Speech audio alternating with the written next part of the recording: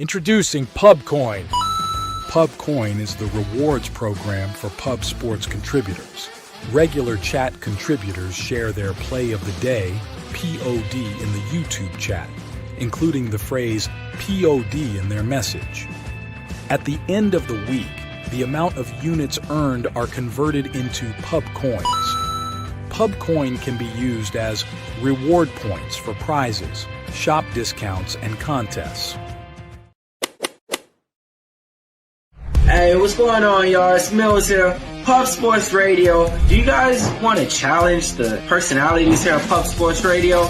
Do you guys think you're better than them at entering in your MMA predictions and picks? Would you want to get paid for it? $100? Here's how you do it, man. You sign up right here at the link below. It's just this easy. PubSportsRadio.com.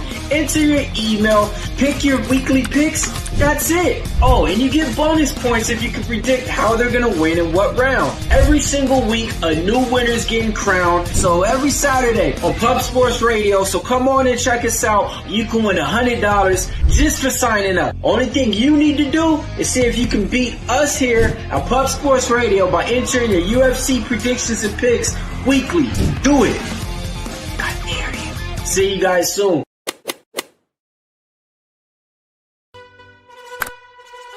Your membership to gold, you will be automatically entered in every horse race, every Wednesday and Friday. It is time to race horses. We are racing camels today. Shout out to the gold members. We're racing in San Antonio immediately here. And we're off. 2 minutes, 74 canals on this racetrack. It's wide.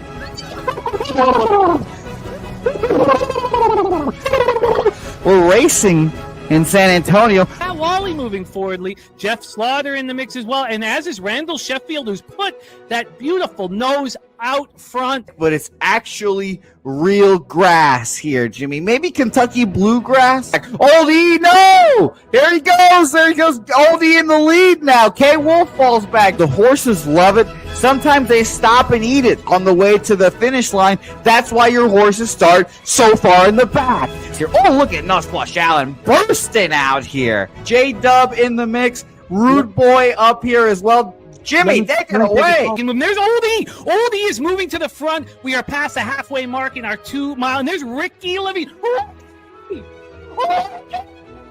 Oh my goodness, he's in the mix here. Jimmy, take it home. This is our first dog race ever. 19 seconds left in the horse race here. It's Fernando Mendoza trying to find the wire. 14 seconds left. Can Fernando Mendoza take this home? Here comes Kenny Kengan. Kenny Kengan wants a piece of the pie. Put his schnoz up front. Ricky Bobby, 9 seconds left. Can Donut Silks make a run? Can Res Mall make a run to be $50? You son of a bitch! Here comes Tori Coker. Kenny Kengan, Smoke and Mirrors, Director 97 home. That is great. Here comes Jason Meyer, the Eldorado Custodian, Billy Friedrich, Joe's one, they're all coming down the finish. Coin!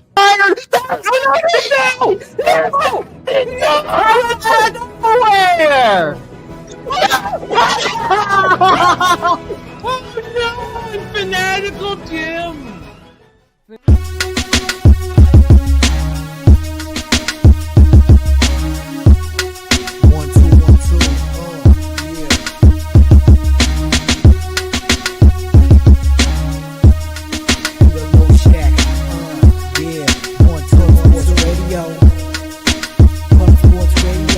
From the Clark of Peter Low Shack, legendary sports handicapper, more dapper than a Dom. While the young phenom, known as Jimmy, who declared one day that the bag was here to stay. Information like a PSA, when we all PSR, Pub Sports Radio, bizarre. Is a man named Slaughter, and he flipped the script. No competition in this they quit the trip. But we say we be pubbing, betting up the bag and you love it. We want a top 10, we above it. Let's check.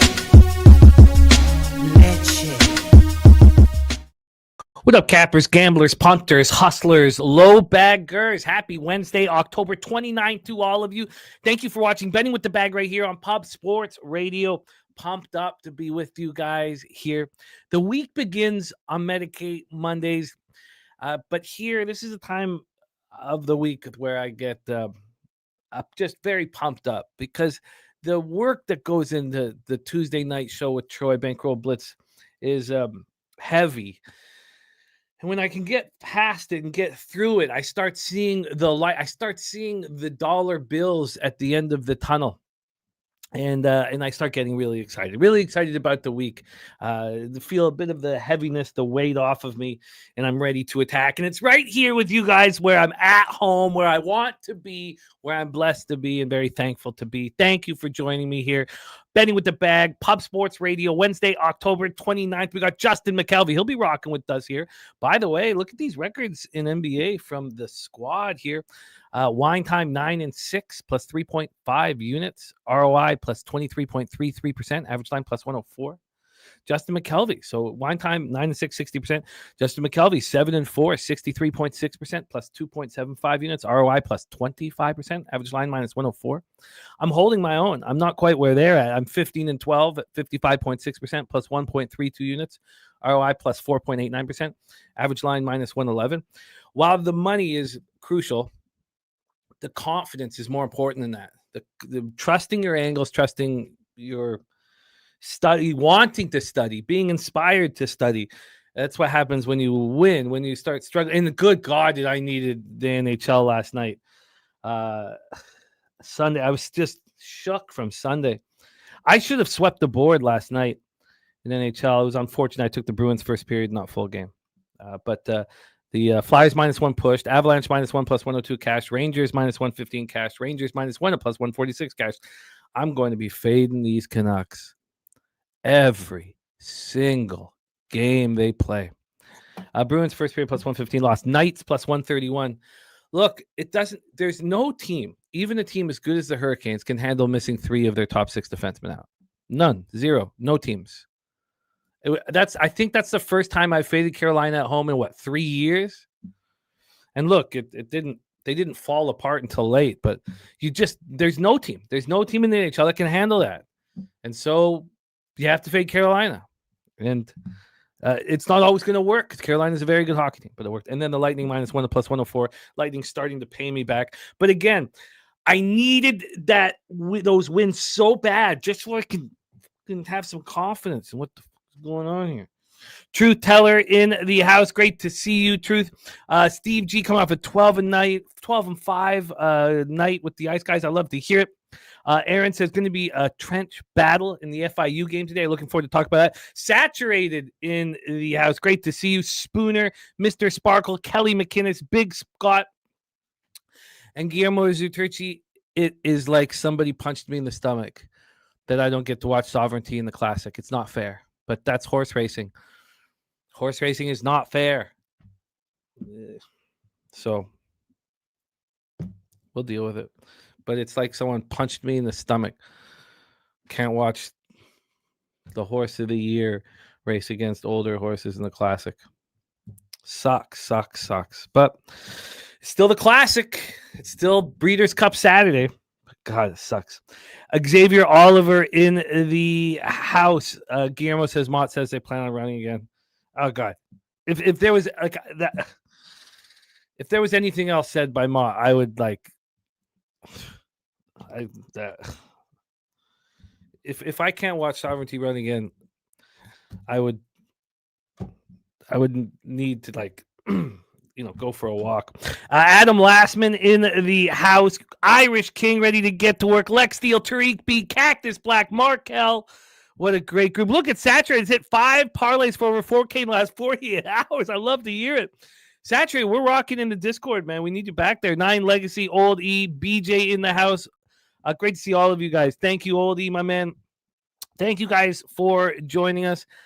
It is time to get to work.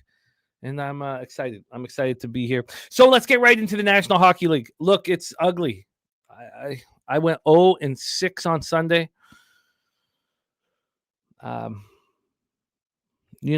It's a roller coaster ride. But I know where I end up every year, and that's Healthy in the Black, and I need to trust that.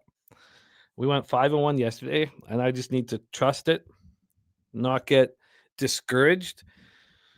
And I actually won an overtime game in a shootout. I won a shootout, so my streak of 7 straight shootout and overtime losses came to an end with the Flyers. Thank you, Philadelphia.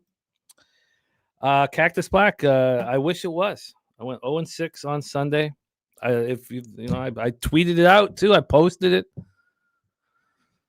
Like, I'm a win or lose. I'm going to be transparent and deal with it. But I went 5-1 yesterday, which is good. Also, 4 of those 5 winners were plus money, which is good. And I've got work to do to climb out of the hole, but I've climbed out of bigger holes than this.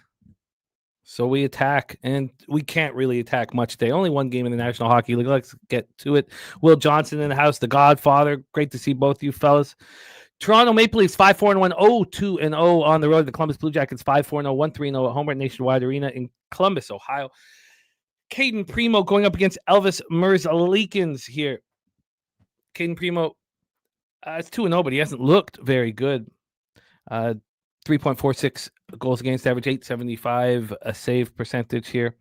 I want to fade him. A shout out to Sean, now a PSR silver member. I like it. Sean, it'll be great. Now you get the invite to the Discord. That's exciting. Thank you for rocking with us, Sean. Respect. It's exciting. I love seeing it. Thank you, my man. Elvis Merzlikins, 3-1-0, 2.96 goals against average, 914 save percentage. Yes, Jet Greaves is pushing him, and it's good. It's good for him. It's good for the Columbus Blue Jackets. Toronto power play is struggling. And you ask why? And it's Mitch Marner is gone. Get used to this power play struggling. That's what now. Willie Nylander can change that, obviously. Toronto power play at 14.8%, ranked 27th in the league. Their penalty killing's been okay, 82.1%, ranked 12th. Columbus power play 19.1%, ranked 20th, and they have the second worst penalty killing in the National Hockey League. But Toronto's power play is cold, so it's not going to hurt them. Second half of a back-to-back for both teams. Let's get into the line history here.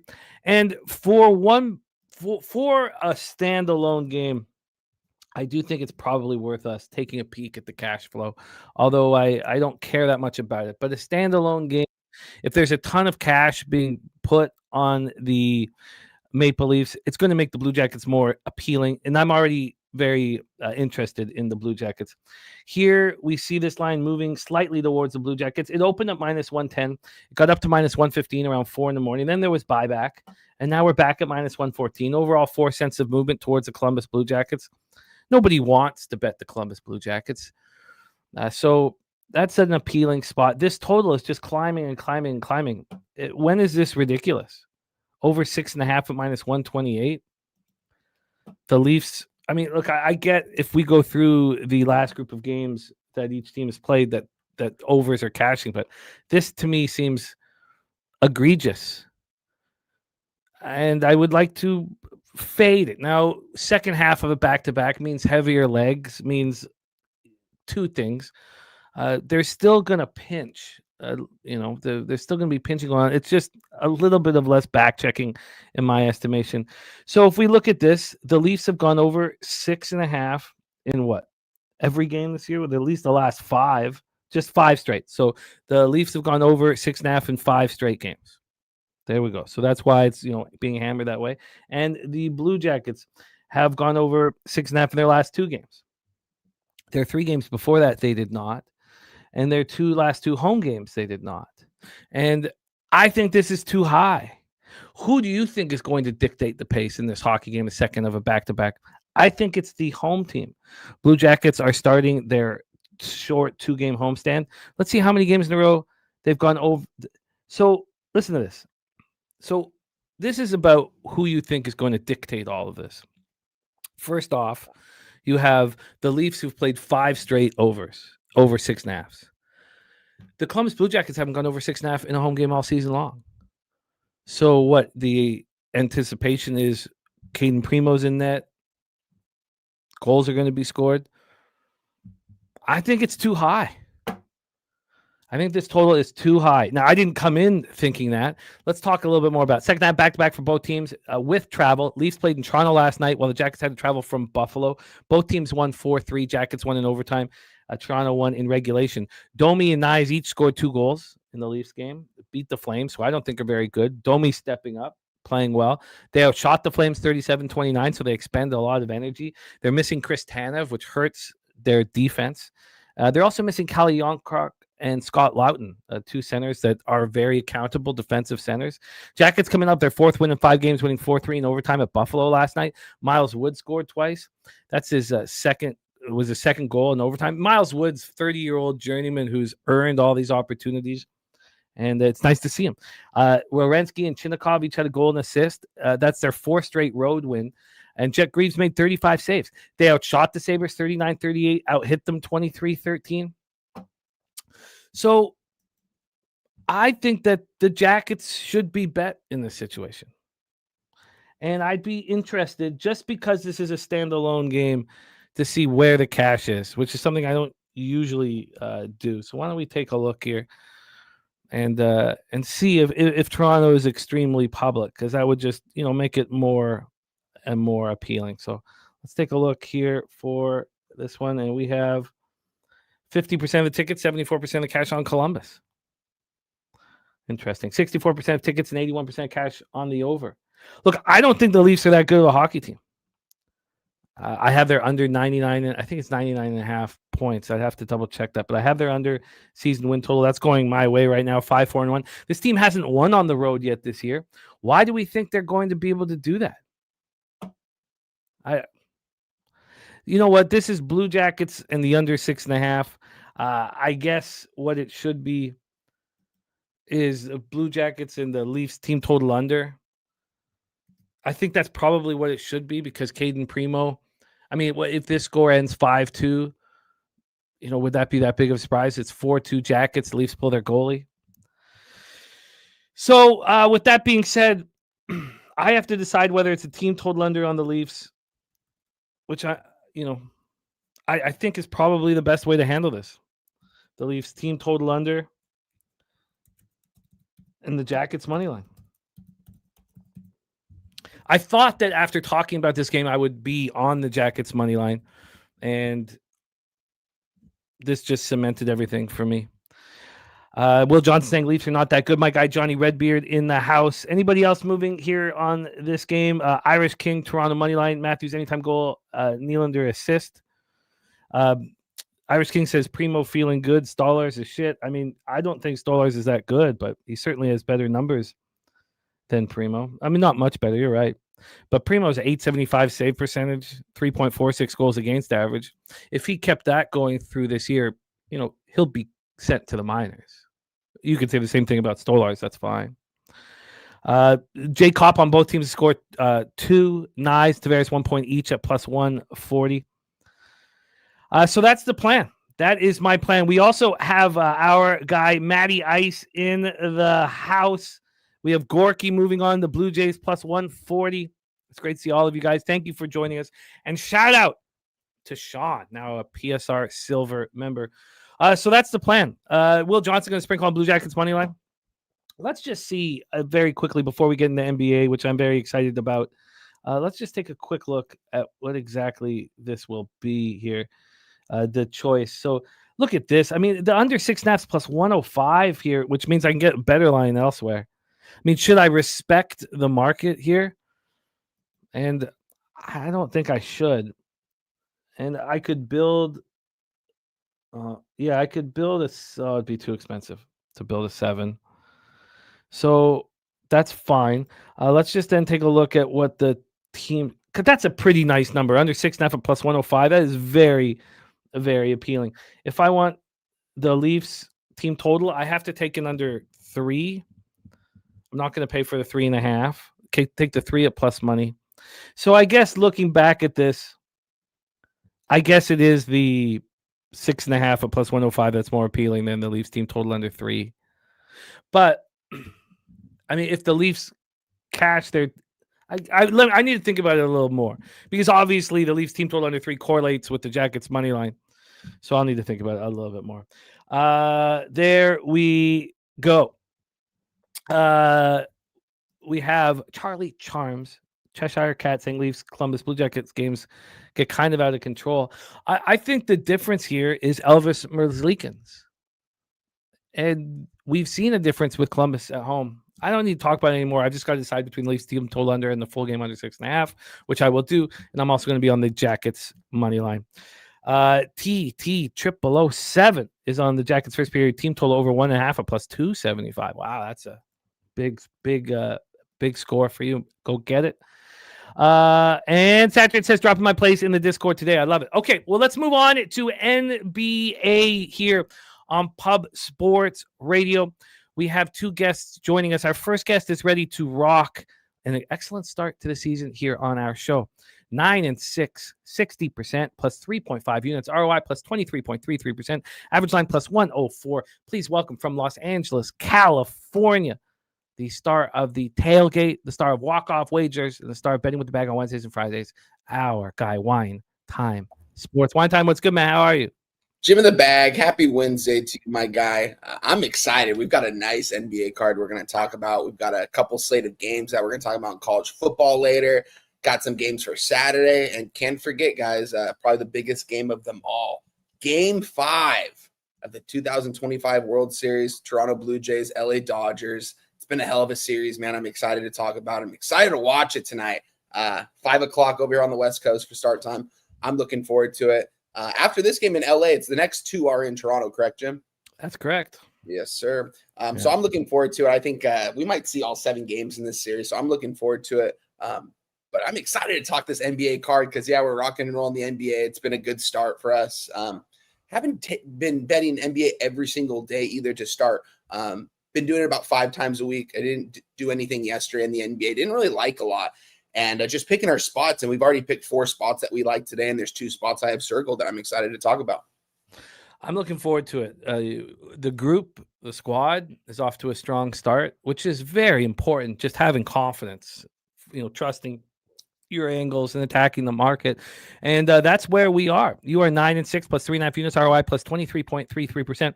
Our next guest is 7-4, 63.6% plus 2.75 units, an ROI of plus 25%, an average line of minus 104. By the way, Wine Time, your average line of plus 104, seldom seen in the National Basketball Association.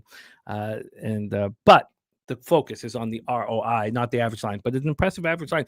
Please welcome the star of the 2-3 zone over at Tony's Picks, also the star of Pub Sports Radio, our guy, Justin Mcelvy.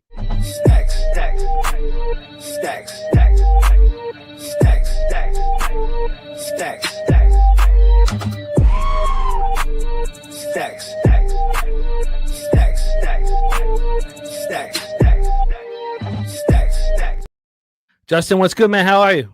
Pretty good, Jimmy. One time. I like what's happening here. I like everything about what's happening here. Let's keep this going. Let's trust, fire away, attack. Joseph Gomez, there's no hedging to be done. I do not have Blue Jays futures. It's just one of those years, man. One of those years. It was Wine Time that was high on the Jays, man. But, look, I can't. There's nothing I can say. I didn't see them being this good, and I have no financial glory if they do deliver here. I'm excited. Let's get to work right now. 6:30 p.m. Eastern. We get started. Houston Rockets 1-2, 0-1 on the road. Toronto Raptors 1-3, 0-1 at the Scotiabank Arena in Toronto, Ontario. Now, I have comfort in there's been enough games played to start discussing pace and field goal shooting and 3-point shooting. So we have not been doing that thus far in the NBA. I think it's time to integrate it into our action here. Rockets finally get themselves a win on Monday. Raptors lost their 3rd straight game on Monday at San Antonio. It was a tough trip to Dallas, tough trip to Texas, losing at Dallas by 10, and then getting beaten up by the Spurs by 18. Let's talk about the line history and the cash flow and how these teams are playing right now. And then attack. The total here is 233. This opened up at 233. It dropped down to 232 for a cup of coffee. Came back up to 233. A 5-cent move to the over. Very minimal activity. From a point spread standpoint, we have the Raptors +5 at -107. They opened up +3.5. It immediately went to 4.5. to 5.5 and got up to 6. This was all last night. So clearly, we know that's very sharp action. Moving the line that quickly, I think it's fair to trust that market move. It's also, Pirtle being out is part of it with the back injury. This is a back injury he sustained in preseason. It is an issue. We have Van Fleet, of course, done for the year.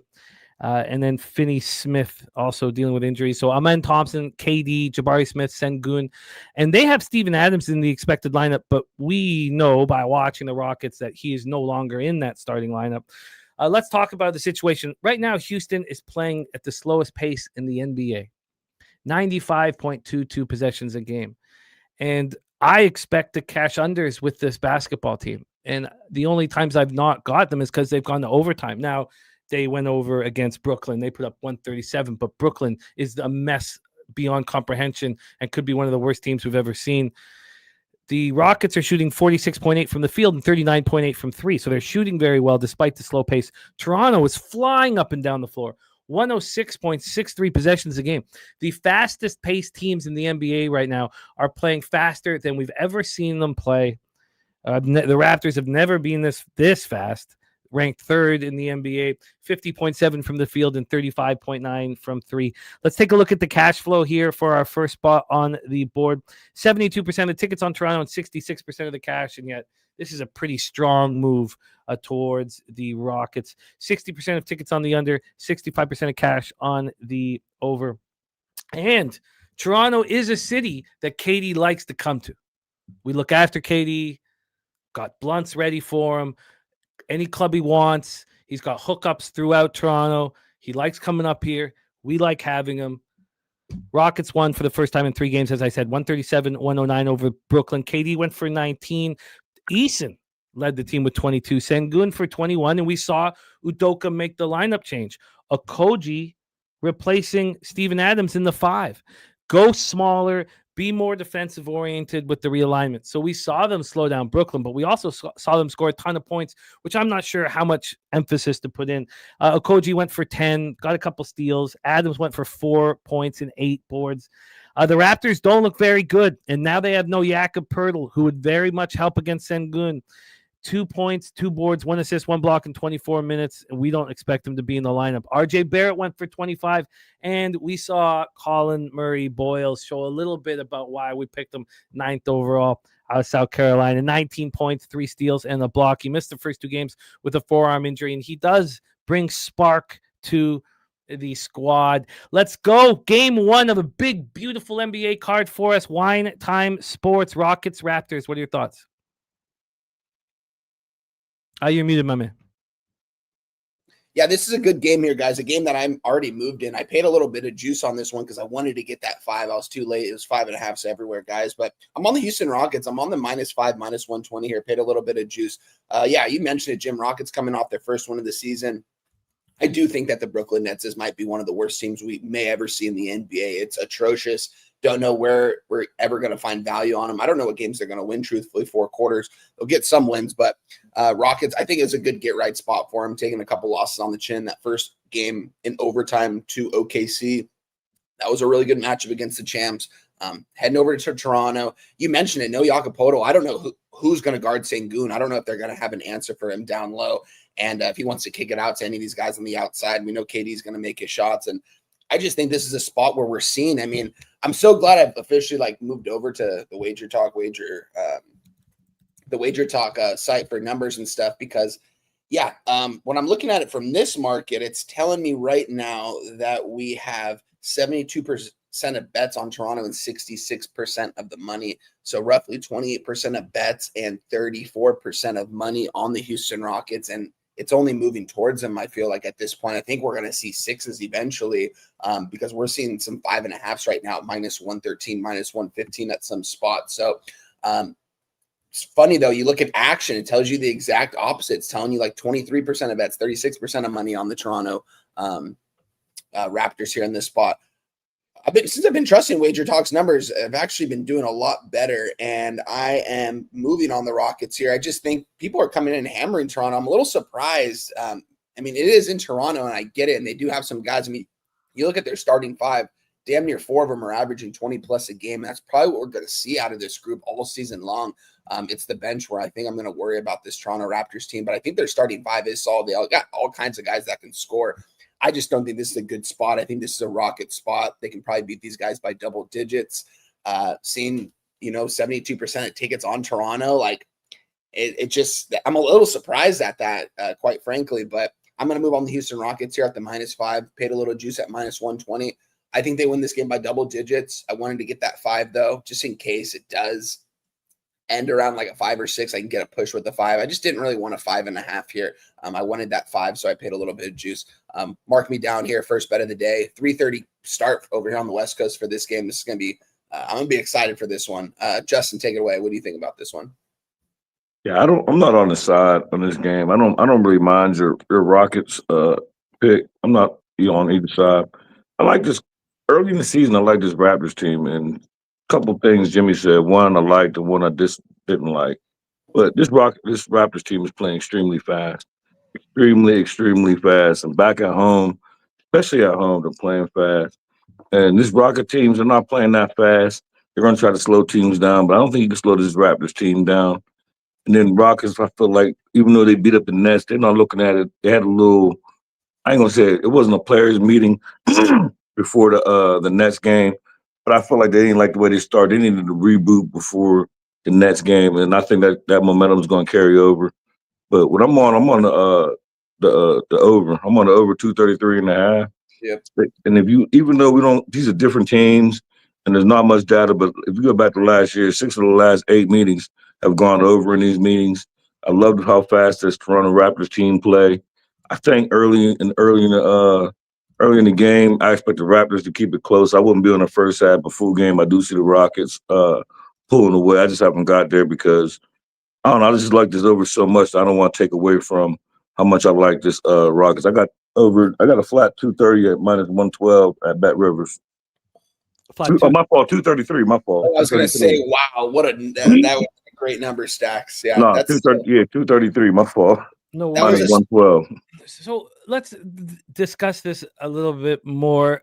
Obviously, the Raptors are going to try to run the Rockets into the ground. The problem is, it's got to be with Mcelvy. He's not really someone who will work with that.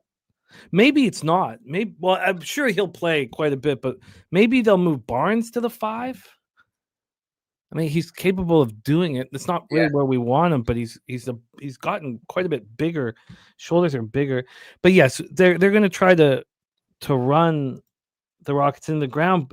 The thing is, I still think the Rockets are going to dictate pace, but the home team generally has the first opportunity of dictating pace, and they're going to try to run KD and Steven Adams and Sengun. Sengun can move around the court quite easily and quite comfortably, but I think that I understand the thought process behind it. I also think this move to the Rockets is very strong. I think it's a very strong move. I know that people want to back the Rockets because they're excited about KD and what Udoka is doing, but and then if there's no Steven, it's funny. This is the wrong time for Udoka to be moving Steven Adams off the 5, because if there's no Pirtle, he could just run shop down low. Not necessarily scoring, but at least getting all the boards and kicking it out. Huh. I was looking at it was just too high for me, even though I think he cashes. I was looking at Sengun over his points and rebounds. But when I looked at it, I seen 30.5, and it was juice. It was like -120. I don't like the juice, and 30.5, that's a lot. But in a fast-paced game, which I expect, and like you said, I feel like the home team's going to dictate the pace. If this game was in Houston, I probably wouldn't be on the over. But in Toronto, I mean, it probably don't mean nothing, but the city's already buzzing. I expect they moved the game, and we didn't mention, they moved this game. They moved this game up. Yeah. Time got changed. So, yeah, whether it counts for anything, so I feel like the city buzzing back at the crib, Toronto going to speed these boys up. And I feel like Rockets can be sped up. Like, I feel like they can match you. Like, you want to play fast, we can. Like you got Thompson, KD, like you said, KD like being in Toronto. So I feel like if you speed them up, they're gonna say, okay, let's run. They rather not play at that pace, but they can. Yeah, no, I think you guys are all both on the right track. I'm trying not to bet totals as much as possible, but unless I really, really have conviction. But here it's the Rockets are. I think that's a very powerful move towards them here. Nasty Nate on Rockets second quarter. AM's projection Rockets -7 with a total of 220. And shout out to Dabby Cab in the house. Talk Sports with JT liking Toronto first half +2.5. And again, this is not like a trip that KD doesn't enjoy.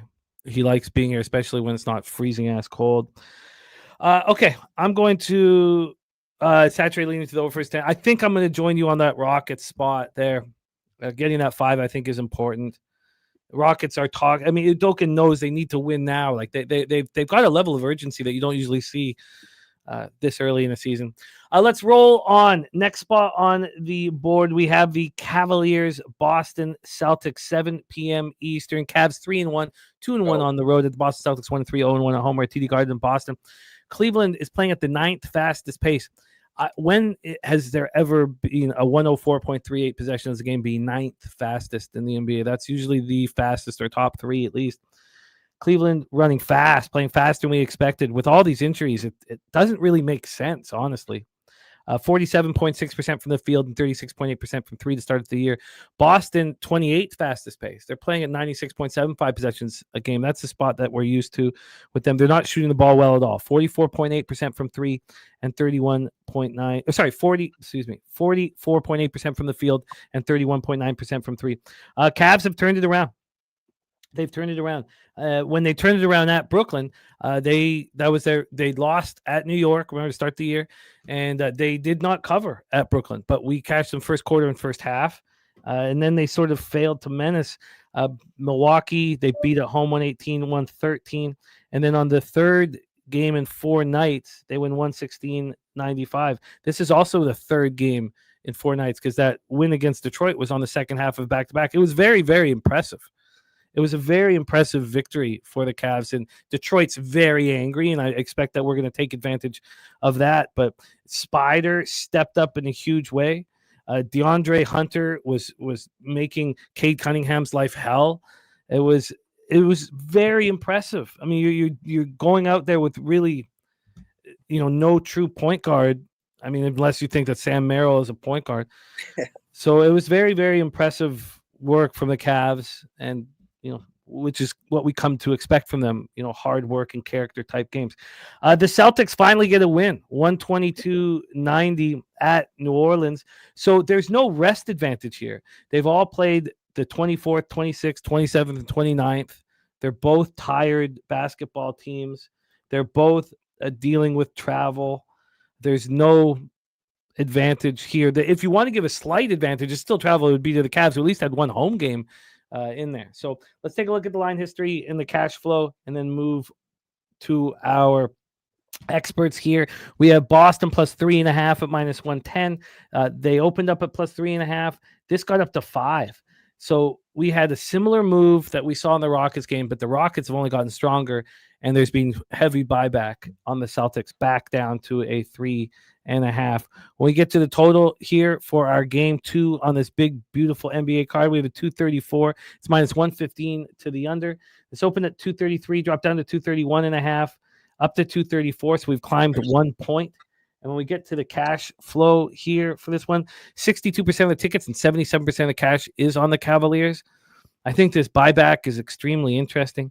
72% of tickets on the under and 83% of cash on the under. We have a Brown probable, which is good. And, of course, Sam Merrill's out now. So Jalen Tyson is going to be at the 2. You have Garland, Strus, and Merrill out. So there's 3 guards that are all out of the lineup. Shout out to Kristen Hess in the house. Fat Bat win on the Celtics 4th quarter here. Robert Franklin on Mitchell over 29.5 points, laddering to 36 as Mitchell loves playing against Boston. AM's projection is the Cavs +1 1.3 and the total at 226 here. Joseph Gomez on Pritchard, 3 threes. Drewski says the -3.5 is a trap. So let's talk about the Cavs. They open up. We talked about the games that led to the Detroit victory. Mitchell led the team in every game in scoring, at least 31 points in 3 of the 4. And they rested Lonzo Ball. So he should be back for them, and they desperately need him. DeAndre Hunter, 6 assists against the Pistons, shut Cunningham down, looked very good. He missed the first 2 games for the right knee contusion. He's an important piece of the puzzle. The Celtics got a win. Anthony Simons stepped up, 25 points off the bench, hit 6 threes. Jaylen Brown been dealing with the hamstring, but he's listed as probable. He had 15 points and 7 boards on Monday. He's averaging 29.7 points per game. He's handling this hamstring issue. Stacks, take it away, Cavs, Celtics. Yeah, there hasn't been no 2-3 zone recently because it's been struggling getting the lines the day before. But I still been looking at the games, looking at the spreads. So when I seen this, I looked at it. My first thought was the Cavs, and I went to sleep. And when I woke up, the line moved against me, and it dropped. So it took me off the side. But it seemed like the Cavs own this team. Like, I want to say there's like 5-1 ATS in the last 6. And one thing I seen in the chat, Robert said, I was real close to Donovan Mitchell. And one thing about it is there's 2 places he loved to play. Like, it seemed like he loved to play more in TV Garden. He loved to play at MSG. Yeah. He just cashed for me at MSG when he played the Knicks. And it's like, I think I seen 28.5, and I don't know, that's a little hard for me. Like, that's pretty much asked him to get 30, which he probably will. But I just didn't want to. He just cashed for me. I didn't want to go back to him. The line moved against me on the Cavs and went down. So the chick kind of ran me off the Cavs. I don't have no action. I really want, but more than I like Spider, and more than I like the Cavs side, I kind of like this over. I feel like the Celtics finally got a taste of a win. That was my Medicaid Monday money line against the Pelicans. Before the line moved, it was like plus 116. So I feel like they got a taste of a win now. Not in the winner's circle, but it's the first game after a 3-game road trip, I believe. First game back at home. That's not really where I want them. So that's just my opinions on the game. I don't have no action in this game, but I'm real close to this over. Real close to it. I probably won't get there before the show's over. So, but that's where my head's at. I want to bet this over bad. See, now here, don't we feel like it's the Celtics that are going to dictate the pace and slow it down? You know, I mean, if that's the case, this 28th ranked pace, and we just saw the Cavaliers beat a great might be a little much, but we think a really strong Pistons squad by playing cutthroat defense and being rewarded for that defense. Now we have 3 guards off the floor for the Cavaliers. What the hell are they doing playing at this pace? It's confusing. They shouldn't be. Now they'll have Lonzo Ball and, you know, his peg leg out there. I don't know if I mean, because so I'm thinking the opposite. I'm thinking the under. I mean, if we look at these games, so they lose 119-111 to New York. That's 230. They beat Brooklyn when they were angry with 255. They beat Milwaukee again 131. They beat Detroit in that game. You know, what's that close at 211. I don't know why this, like, to me, this is, and I don't want to get too caught up in totals. I'm trying so hard not to, but if I was to do that and think that Boston is going to dictate the pace and the Cavaliers shooting percentage will only go down. Now Lonzo Ball can change that and he can distribute for 20 minutes on the floor.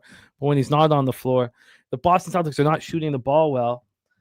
Takes me towards the under here. Let's hear what Wine Time Sports has to say about this spot. Cavs, Celtics, Wine Time, take it away. Yeah, let me be the arbitrator on this one, guys, and go in a little bit different direction here. I see you guys are both moving on at total, or thinking about moving on a total in this one. I'm moving on a side in this one, and this is going to be the Boston Celtics money line at plus 150.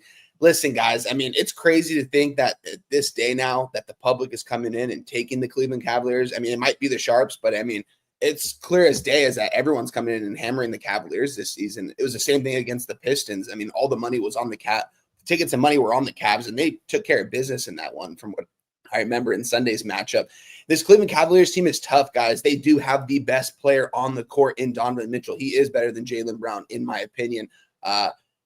Celtics, I definitely think they've taken a step backwards this year, but I also think that they still have some bodies in there that can score. Anthony Simons, you mentioned it, came to life in that last matchup. They really need Anthony to go in there and get you 20 points off the bench on a consistent basis. If he can do that, this team's going to be tough because there's a reason why he's coming off the bench, and it's not Pritchard. It's because you need a leader out there that's going to lead the second unit. And Simons, I mean, he's been a proven scorer his whole career. Don't get me wrong. We've seen him go ice cold at times and can't make a shot to save his life, but this guy's not afraid to go after the bucket. He's not afraid to take any shot on the court if he's open. He'll take that. He learned that from playing with Dame in his early days. And I like this Boston Celtics team. I don't like them as much as last year. Obviously, they don't have Tatum. They've lost a couple of guys, but I do think they still have some heart over there. And I think that they show up here at TD Garden in Boston against the Cleveland Cavaliers coming to town. Public's coming in, taking the Cleveland Cavaliers. You know, any other year, the public would be hammering the Boston Celtics, but definitely seems like the public kind of realizes that Boston has lost a good amount of pieces this last offseason. I still think they're a pretty good team. 61% of the bets, 77% of the cash on Cleveland. You could tell me that's some sharp money in there too, but I don't see this line budging at all. I mean, what did this? I mean, I got to a 5 at one point, but it's came back to a 3.5, and I expect this to come down to a 3 or even a 2.5 before game time. I'm on the money line. You guys know me. I don't need those points with Boston Celtics. They're either going to win this game outright or they're going to probably lose by double digits. I think they win this game outright. I think they have the guys on the floor go out there and score. I kind of agree on stacks with the over somewhat. I do think both these teams can score. I just didn't move on a total in this one. It has moved a point up, and we're seeing right now 74% of bets on the under and 85% of the cash is on the under, and we're seeing the line move up a point. So that is also a little concerning on the total. So I'm going to stay away from the total. I'm just going to take this plus 150 with the Boston Celtics. I don't think that they're the better team, but I think that they can play the better brand of basketball here today at home against a team that seems like everyone's fallen in love with, as they should. I mean, Cleveland's a pretty deep team, but I like Celtics in this spot. I think they win this game outright. Plus 150 all day long here on the Boston Celtics. Yeah, his breakdowns make you want to bet it. I swear. Yeah, I mean, well, it makes sense to me. It does. And also the market going up to 5.5 and then coming back with the public on the Cavs. That's such a tell. And then this total is climbing up to 234.5. One of the reasons why I and this was just my own bullshit, but I didn't want to put down the pace numbers because it makes me want to bet totals. It makes me find an angle. And again, I really don't. I know my ROI is much higher on sides, and want to focus out on sides. I think that Celtics are the bet here. I agree. I think we can take advantage of what the Cavaliers have at the 1 and the 2. I know that they have Spider down there too, so it's not like they're hurting at the shooting guard position, but that's a lot to be playing without. No Strus, no Garland, no Merrill. So Jalen Tyson has got to play. Craig Porter Jr. will probably get a lot of run here. So, yeah, no, I'm right there. Stacks, anything you want to add to this before we move on to our next spot? No, I'm like I said, I don't know if I'm going to get there or not. But even though you really seem like you really like the under, I still like I like this over, man. The market should be pushing you in that direction. I mean, the market, we have a lot of tickets and cash on the under. You have a team that I think has the sharp action, so I think will dictate the pace. But this going up to 234.5 at the sharpest offshores in the business. The public offshores aren't moving it. It's the sharp ones are up to 234.5. Circa up to flat 234. And it's on TV. And I just want to point this out too, guys, because I mentioned it on the show with Jimmy last Friday. When action and wager talk are giving me similar numbers with the sharper action, I'm going to start keeping track of those angles because action's telling us a similar story is that the public's coming in on the Cavs. So pretty much both sides are telling us that. I'm going to track this throughout the season and see when the two sides correlate on a certain sharp side that I'm on and see how accurate that is over the long term. So be TBD, or to be continued. But I like the Celtics here. I think that this is a good spot for the Boston Celtics to take care of business. It's showing us that the public's coming in on the Cavs as they probably should because they're playing good basketball. But I think the Celtics team still has some guys out there. And I think Anthony Simons, I think he knows what he has to do when he goes out into the court. in those 20, 25 minutes he's going to play a game. He's used to playing a lot more minutes, and that's to absolutely score at will and make those open shots. And I think we're going to see that a little bit today. His point prop right now is at 14.5 juice to the over. I might sprinkle a little something on that. Nothing I'm going to give out on the show or tweet out. Won't be a full unit, but something I might look at. We're in business, fellas. We're in business. Let's roll on. Next up, we head to Little Caesars Arena in Detroit, Michigan, Detroit City.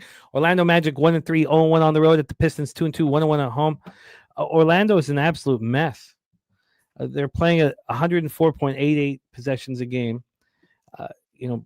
That's with Suggs and Bane. Bane, the whole idea was, they're finally going to hit threes.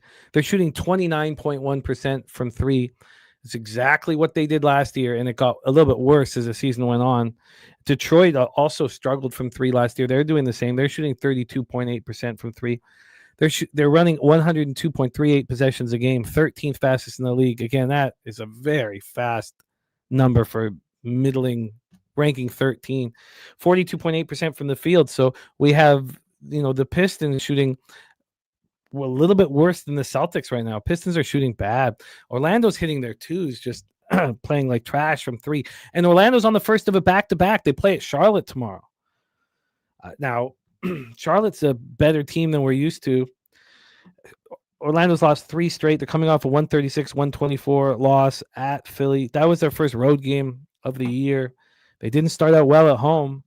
And then the Pistons were just beaten up by the Cavs. Complaining about, and DeAndre Hunter shut down Cade. You think Cade's going to be comfortable with that? The answer is no. They have Sasser questionable, LeVert questionable, and Nazir Thompson questionable. So that is important. I guess it'd be Thompson that's the most important. And he did. So it's an illness, and he was at shoot-around. So I think that we should expect Thompson to be in. And why wouldn't he? After they just lost by 21, I think you will yourself out onto the floor here. So let's take a look at the line history here and the cash flow. We have a total of 228.5. Total has gone up a half point.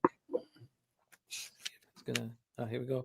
But it did drop heavily. Wow, I didn't know this. So this opened up at 228 at 2:47 p.m. This dropped all the way down to 224.5. This was a 3.5 point drop at 3 in the morning. Since then, it's just climbed all the way back. We're past the beginning threshold. We're past 228. We're now at 228.5. So we have a half point move to the over. The U-shaped movement like that is such a red flag to me in totals. But again, I fear totals.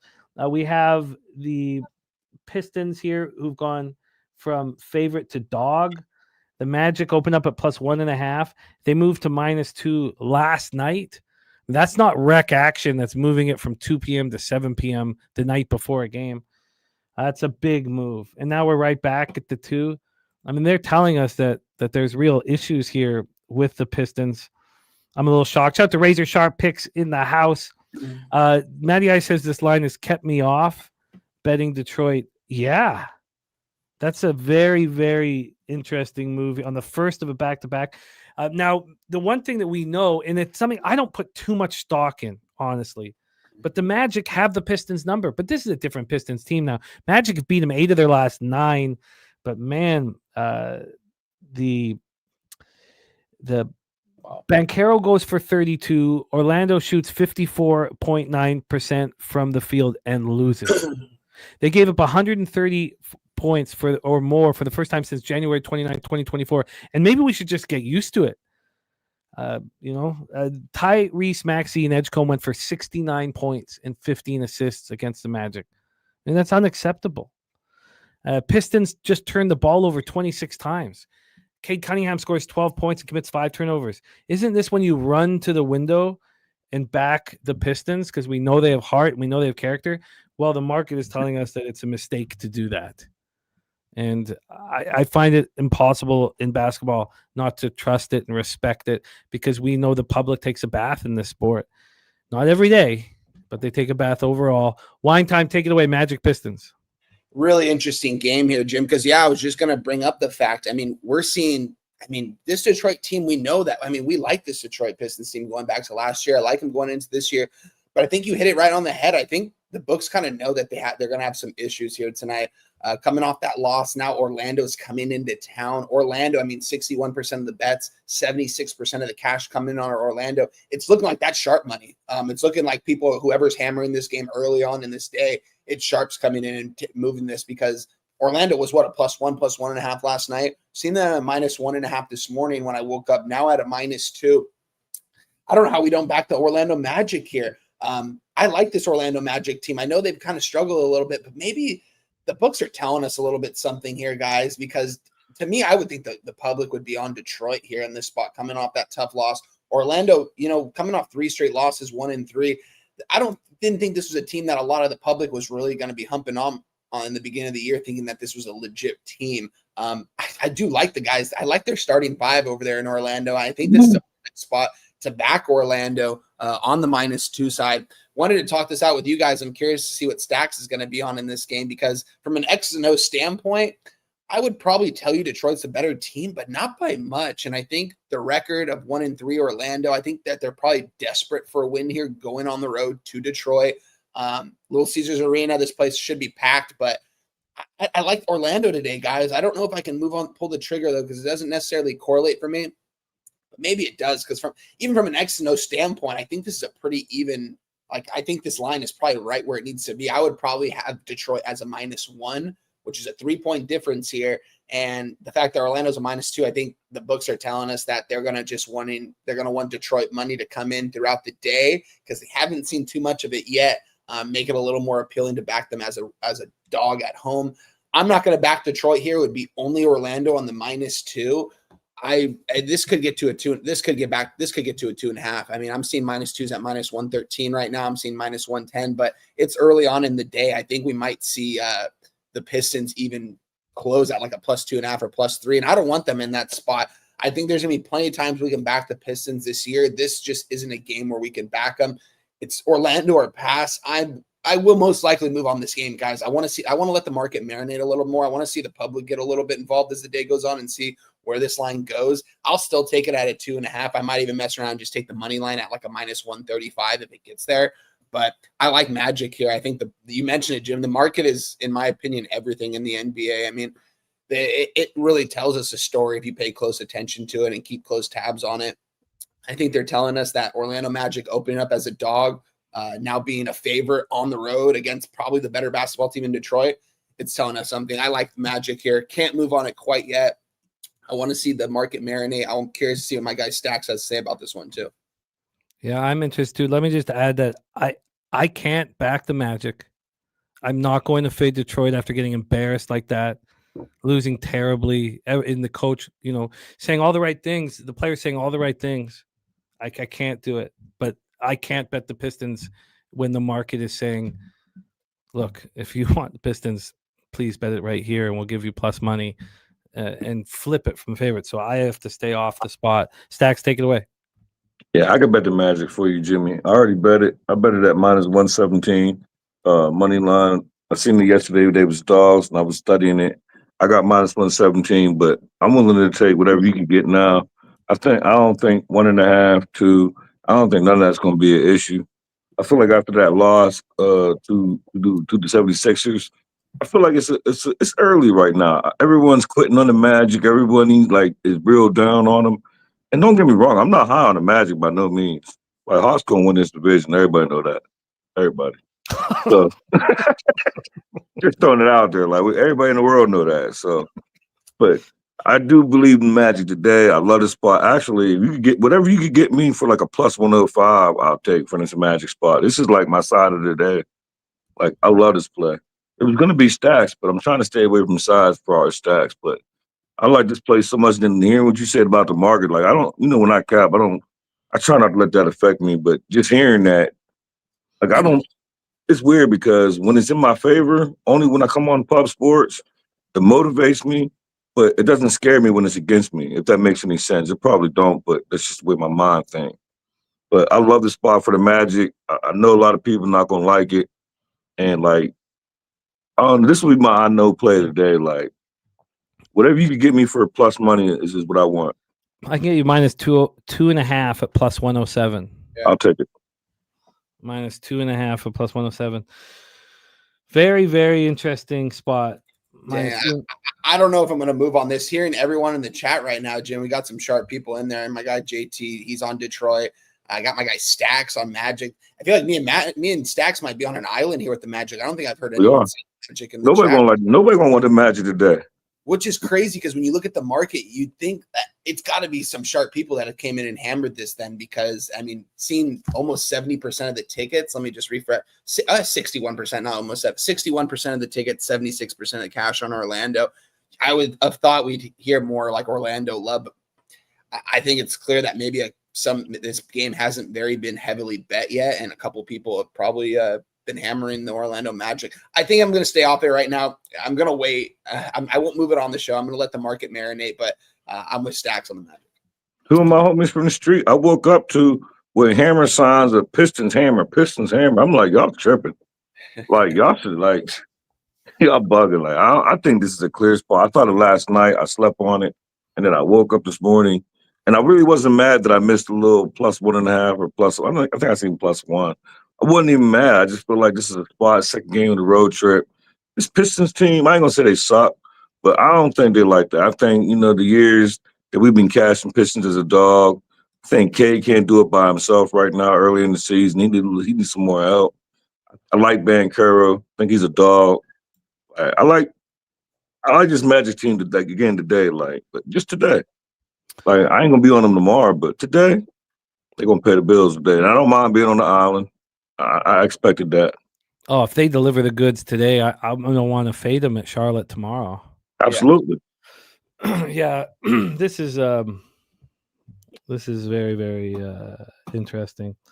Now, AM, talking about just the action that's coming in, at Circa. So at Circa, they're taking 95% of the tickets on Orlando and 60% of the cash, which is very, very interesting. So they opened it late.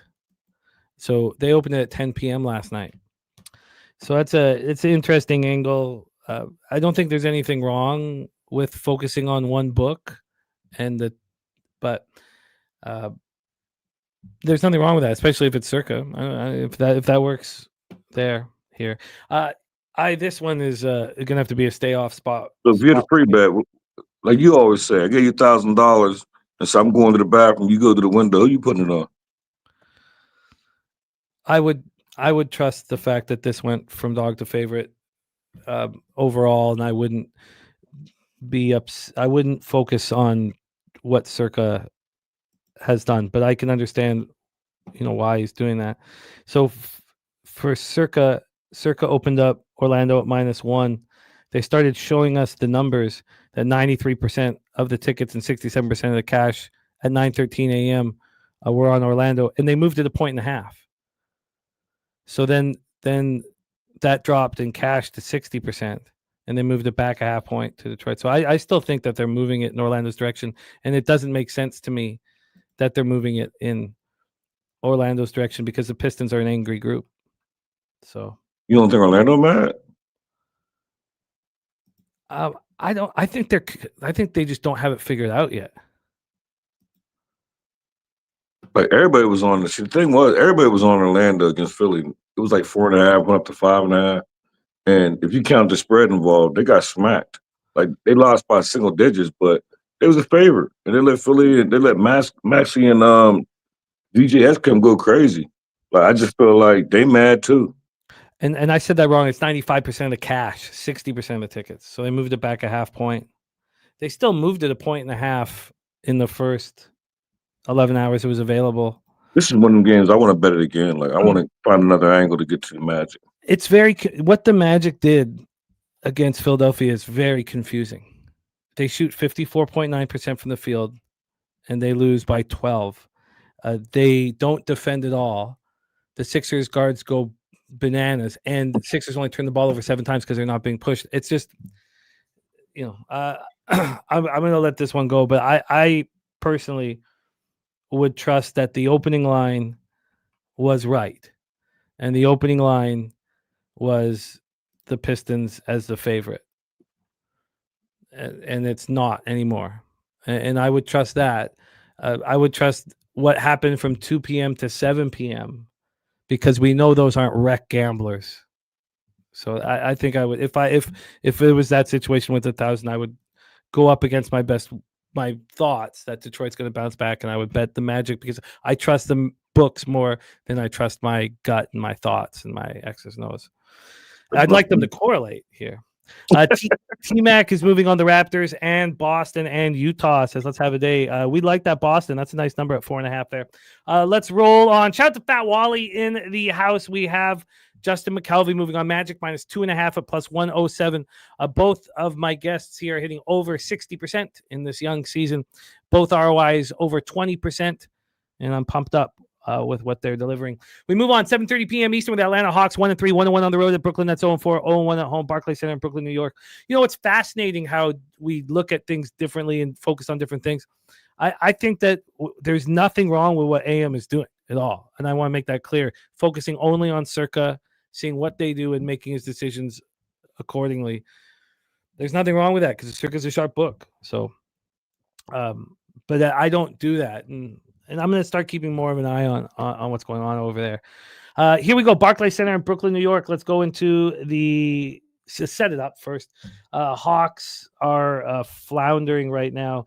Trae Young is shooting 36.4 from the field. So that's why, as a team, they're shooting 33.3 from three, much less than we thought they would. 45.5 from the field.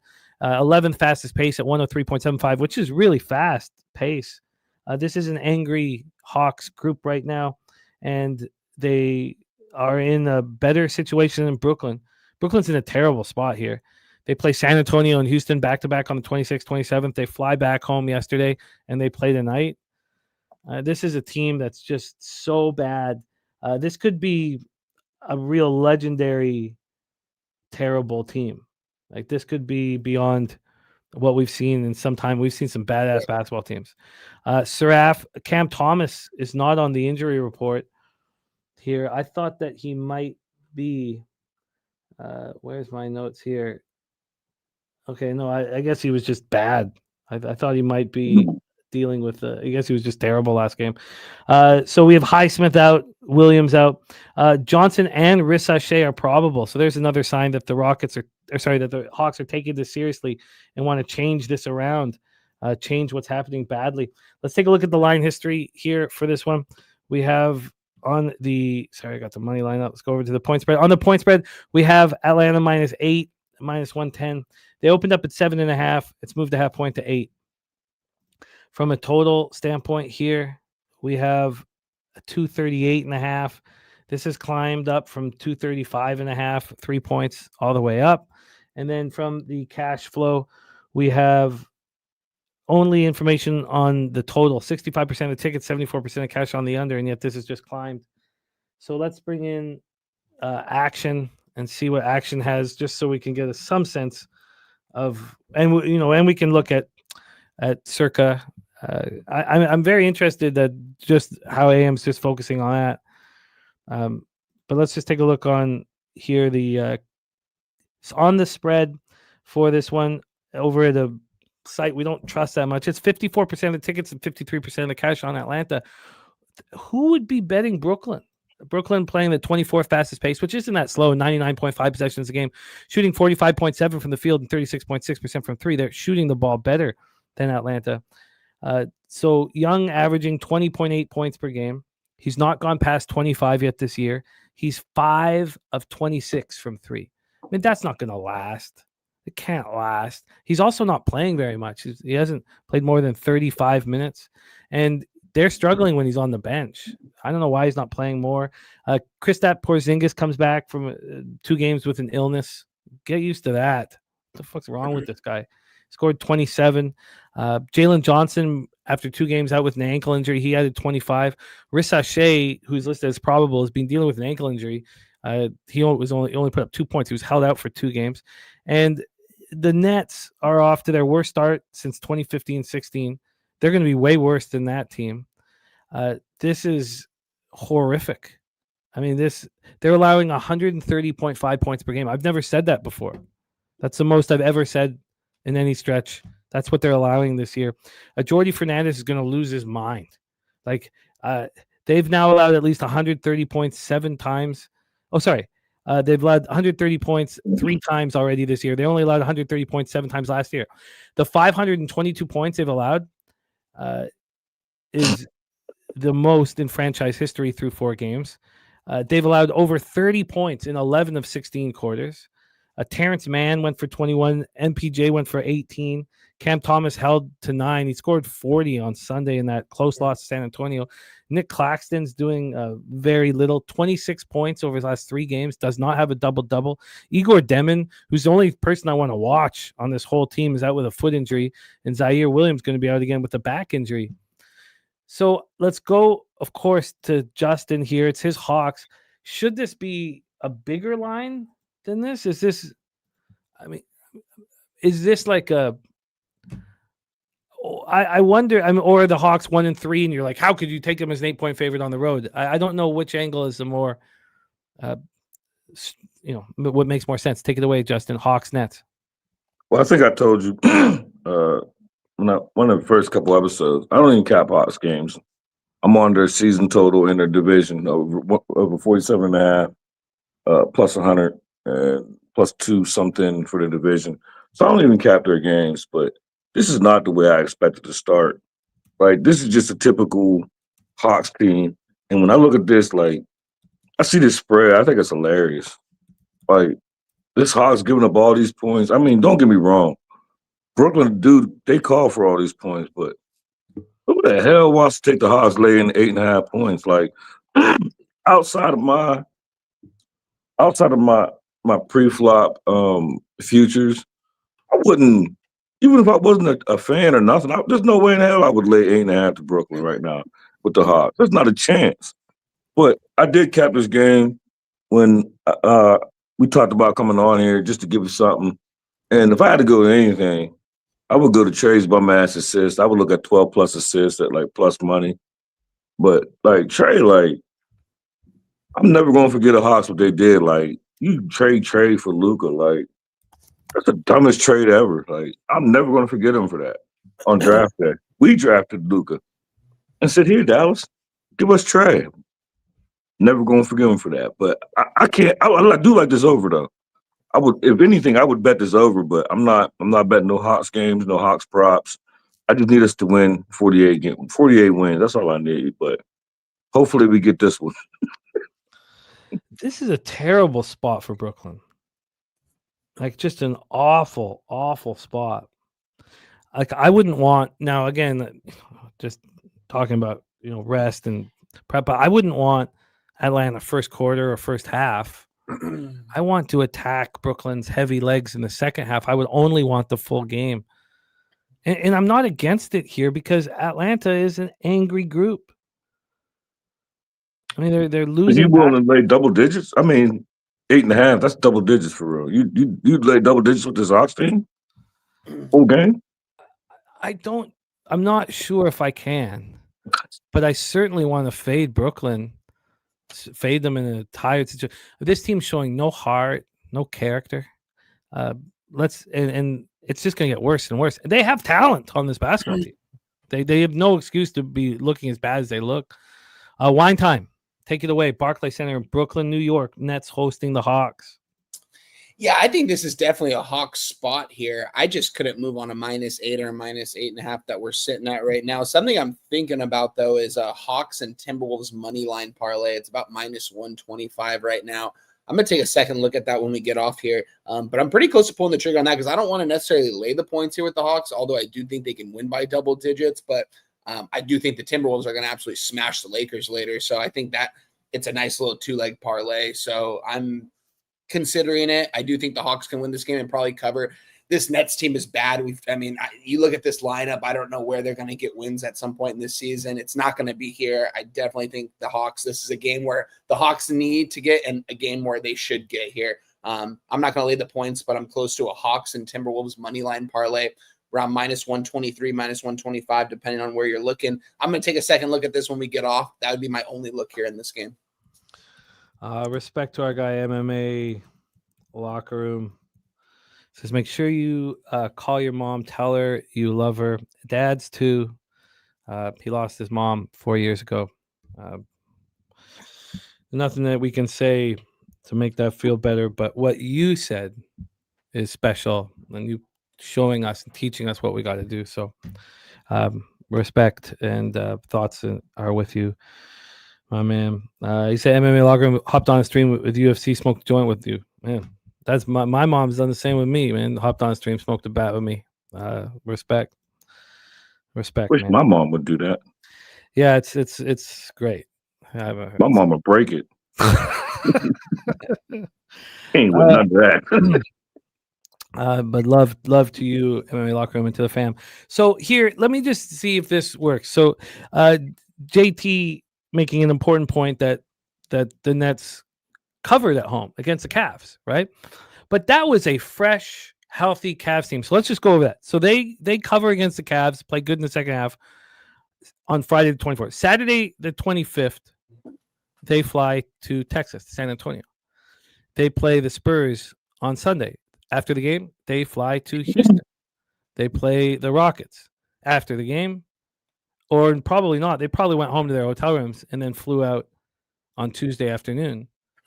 They sleep once and they play again against the Hawks to start a 3-game homestand. You probably want to back them on Sunday when they finally get a chance to take a breath between these games. This is a really bad spot. I don't know if I can take the Hawks, but I'm certainly going to think about it. But you're probably right. Would this surprise anybody if the Hawks win by 6? So I don't know. I forgot. Is that what you think is in the cards? The Hawks win by 5-6 points and Brooklyn backers get paid? That's exactly like, or even worse, like win by 7 or 8. It just laying double digits with the Hawks. Like, I knew this over 27. It was a homer bet. Why I bet both of those. It was no cap. I always bet my teams every league, either to win the division, like, or in Georgia national championship. But damn, like, I didn't expect the Hawks to look like this. Like, all my teams just like they just find new ways to embarrass me and piss me off. Like, it's early. Like I'm saying, it's early, but like, damn, like Trae Young suck all of a sudden. Like, I've never been a Trae Young fan. Like, when we made that trade, I ain't gonna talk about it again. Now, like, I mean, don't get me wrong. We might get to a point of the season where we might get like 4 or 5 wins. We'll go, oh shit, here come the Hawks. No, we're not coming because Unicorn, he gonna get hurt. He gonna load management. He's not gonna play too many more games. Like, yeah. And then Jalen Johnson, he can't stay healthy. Like, we just sad. Like, I feel like we just need to reboot. Like, I thought Brooklyn was gonna reboot and rebuild when they got rid of everybody, but that's a long ass reboot. Like, it's better than being a Nets fan. I'll say that much. But there's not a chance I would lay 8.5. No, I don't know if I can get there either. Shout out to TT0007. First time watching the show. Says must watch from now on. Appreciate you guys. Thank you for rocking with us, TT0007. Let's roll on to our next spot on the board. We have saturated Chicago Bulls. Also, could call them wine time Chicago Bulls as he backs them and catches with them often. Ever since the DeRozan days where the United Center, Chicago, Illinois, Kings 1-3, 0-2 on the road. Let's get into the line history and set this one up here. Bulls undefeated, the undefeated Chicago Bulls. When have we ever said that? They've looked very good so far. They're coming off that win over Atlanta. They're not in a terrible situation. The Kings are. Second half of a back-to-back, third game in 4 nights. They're coming off playing OKC real tough, having a chance to win. A lot of talk about how they've had a chance to win all of these basketball games to start the season, despite being 1-3. They could be 4-0. I don't believe that. Yeah. Let's get into the line history here, but that's what they're talking about. That's what Coach talking about. I mean, I get it. This total is a 238. Look at these totals. Good God. Opening up at 237, drop down to 236.5, up to 238. A 1-point move towards the over. Let's get into the point spread here for our next spot on the board. We have Chicago -5 at -112. Opened up at 3.5, went to 4.5. 10 minutes later, went up to 5. 3 hours and 50 minutes later. So the whole process took 4 hours to go from 3.5 to 5. And then it's stuck there. Maybe that should have been the opening line. Sharps hitting it at the 3.5 yesterday afternoon. Let's get to the cash flow here for this one. Cash flow wise, here we have 52% of tickets, 55% of cash on Chicago. We have AM's projection is a pick 'em in this game. Interesting. And keep those coming. The projections are great. 75% of the tickets on the under, 60% of the cash on the under. So let's roll. Sacramento 15th in pace, 102 possessions a game. Chicago 7th in pace, 105.83 possessions a game. Chicago shooting the ball well, as you would expect with 3-0 start, 48.1% from the field, 37% from three. Kings 46.3 from the field and 33.9% from three. The Bulls are doing it like a team. 6 members in double figures in every game this year. It's impressive. Ayo went for 21. They had 8 Bulls in double figures in that 128-123 home win against Atlanta. Giddey goes for 18 points, 13 boards. Vooch, 17 points, 17 boards. I mean, he's rolling. Vooch was assist shy of a triple-double. And then Kobe White, right, calf strain, Zach Collins, left wrist fracture, are still out. So this team is going to get stronger here, and it won't take too long. For the Kings, I don't really know what they have, honestly. DeRozan and Levine stepped up. They almost took out the defending champs. Levine goes for 23, plays very well. DeRozan 19, Sabonis 10 points and 18 boards. But I want to fade them here. This is a very difficult spot. Shouldn't we take advantage of what we just saw last night? We have, again, 52% of tickets, 55% of cash on Chicago. It's a pretty powerful move. How do we not bet Chicago at 5 here? Wine time, take it away. That's the only thing we can move on this game if we're going to move on this game, guys. Listen, you look at the starting 5 for the Kings here, guys. I mean, Russell Westbrook, DeMar DeRozan, Zach LaVine, Domantas Sabonis, Dennis Schroeder. I mean, those are 5 notable basketball players that all been all-stars at some point in their career, been all-NBA, a couple of them been all-NBA. I thought it was kind of funny, DeRozan. You guys know me. I'm a big DeRozan guy. Made me a ton of cash a couple of years ago when he was on the Chicago Bulls. In his press conference after the Laker game, they asked him about Reeves' 51 piece, and he kind of laughed off and said Reeves shot 22 free throws. My guy, DeMar, I mean, the only reason we were getting over those point props because you were making your free throws. So you can't give other players shit about that because you live at the line too. So shout out to my guy, DeRozan, for that one. I don't know. When I look at the Sacramento Kings team, I look at Russell Westbrook. He goes out there and plays one-on-one basketball. DeMar DeRozan, one-on-one basketball. Levine, one-on-one basketball. Those guys are trying to go one-on-one against any defender, try to put the ball in the bucket. They're not trying to distribute the ball. Maybe Schroeder's going to be distributing the ball a little bit here. He is averaging 6.3 assists, but it seems like everyone wants to go out there and do their own thing and play one-on-one basketball, and it doesn't look good, especially when you have 5 notable players like that. I mean, all those guys have a little bit of an ego and are going to go out there and they're going to try to score 25 to 30 piece, but they got to play better as a unit. And I think as the season goes on, they will play better as a unit. They have to. This is too talented of a roster of a starting 5. This is one of the most talented starting 5s in the NBA from a roster standpoint. If you're looking from the outside in, not saying Levine and DeRozan are like superstars still or Sabonis, but these are all pretty good players out there. And you look at the Chicago Bulls. I mean, it's not even close who has the better starting 5. It's the Sacramento Kings from an eye test standpoint. But at this point, the Chicago Bulls are playing better team basketball. Billy Donovan shipped these guys out of there when his job was on the line. He's getting another opportunity this season. He's making the most out of it with the guys that he has on his roster. And it's not a lot of notable players. I mean, look at Josh Giddey, Trey Jones, Okoro, Vucevic, Buzz Ellis. I mean, these guys are average basketball players, but like, I would only move on the Chicago Bulls here at home. I mean, the line's up to a 5 now. Reading the market right now. Let me pull this up. Chicago, 52% of bets, 55% on Chicago. I mean, that seems pretty accurate to me. I'm surprised not more tickets are on Sacramento, but probably as the day goes on, more tickets will come on Sacramento, or people just realize that this Kings team just isn't that good. Yeah, they've been in a lot of close games. They were in that game yesterday. I mean, they had the lead at the half. They were tied with the Lakers at half. And the second half of these basketball games, they're just falling apart because I think the other team are making adjustments and knowing that these guys are going out there playing one-on-one basketball. It's not necessarily a game plan that they're going out there and executing. Chicago Bulls are going to go out there and execute a game plan. That's not what it's looking like from the Sacramento Kings at this point in the season. Do I think the Kings can catch fire at any point?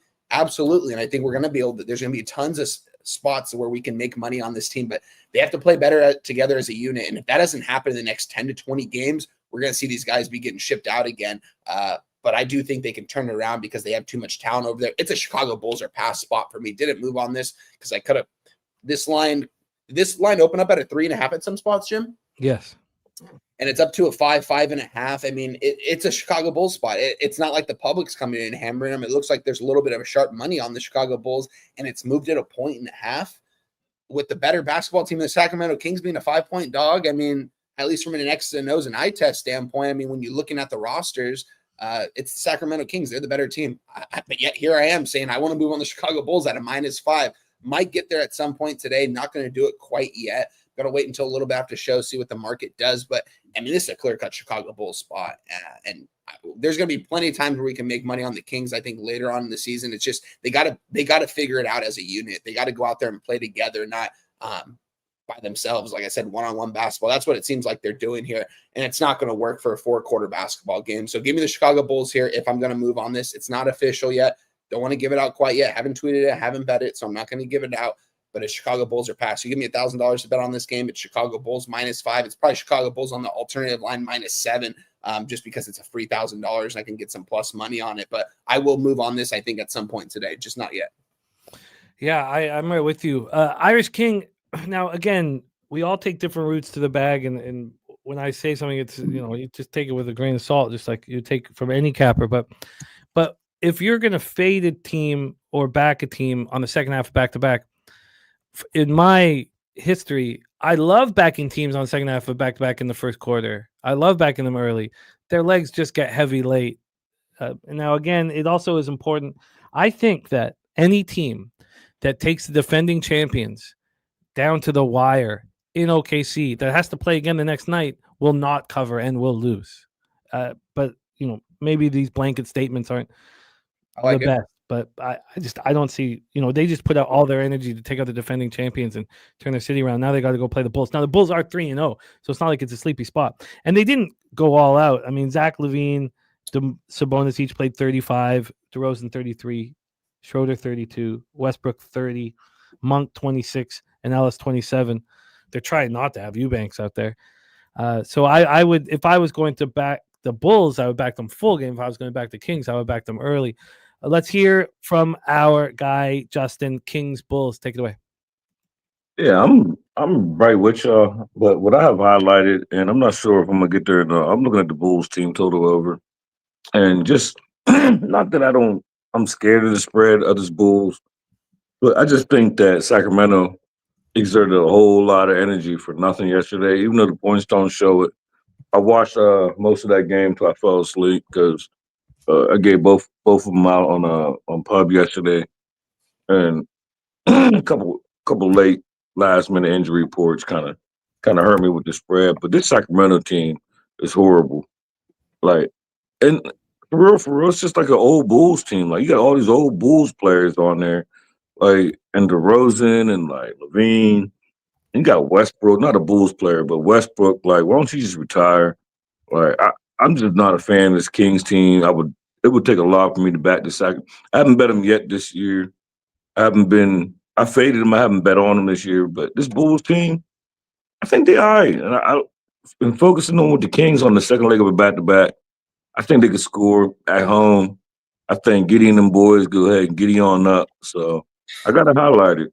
And, like, I got that and the Celtics over. I got both of them highlighted. I got another game highlighted later. But, like, and y'all talk about the spread. I don't know. When you talk about 5, I don't know if I want to give up 5 with this Bulls team. Like, they're all right, but I don't know. That number is just something about that number. I don't want to lay that, but I just want to count on them to score. Like, I think Jones gonna have a big game. I don't know. I just don't want to lay the 5, but I got team total over highlighted. Are we going to make that official, or are you still working on it? Yeah, I'm still working on it. And probably not. Wine time, are you making the Bulls -5 official?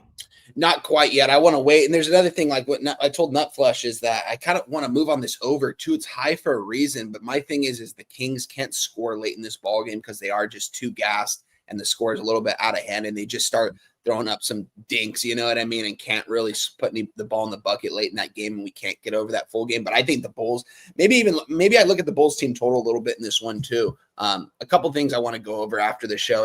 I kind of want to let the market marinate a little bit in this one. At the same time, though, I don't want to get on the Bulls at a 6. If it does end up getting to a 6, you know what I'm saying? So that's another thing. I probably can't wait too long here, but it is. Let me see. What's the best number you could get, Jim?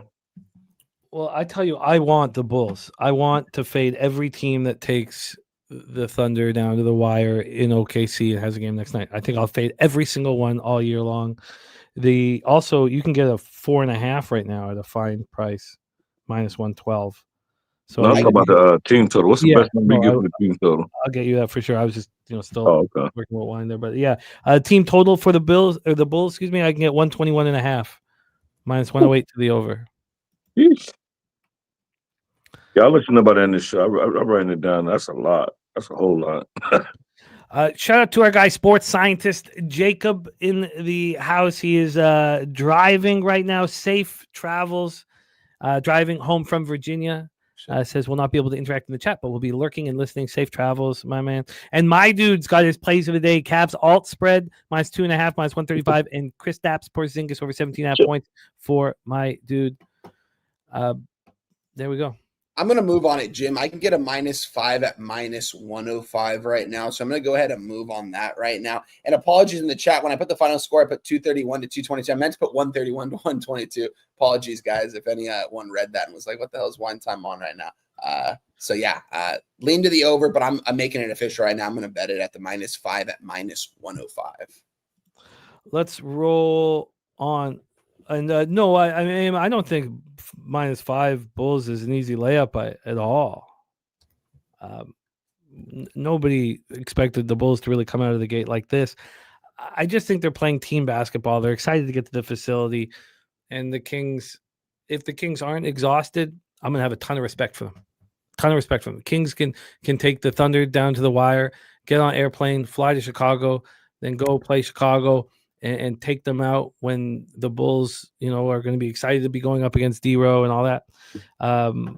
So I look, if the Kings are the side, I'll have a ton of respect for their character, because clearly, and I don't want that Suns game to be in anyone's head, even though we all cashed on the Suns, but the Kings were beyond atrocious in the second half of that basketball game. And so why were they so bad?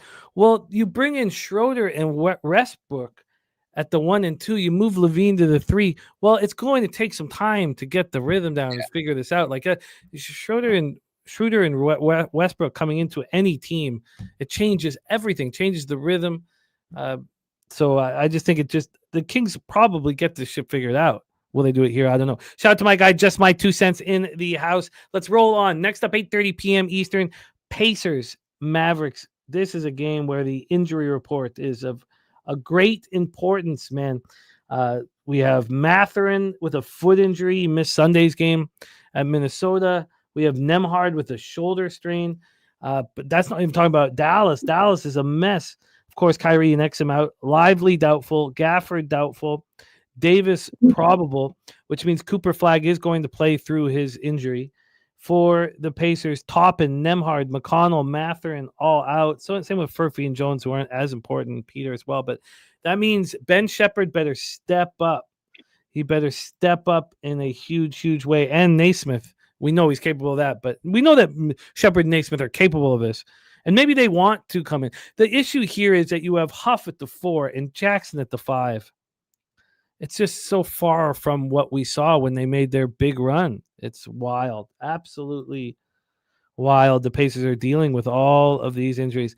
And the Mavericks are as well, although Davis is probable. So the Flag going to play. So it's Flag, Christie, Thompson, Washington. Davis is their 5.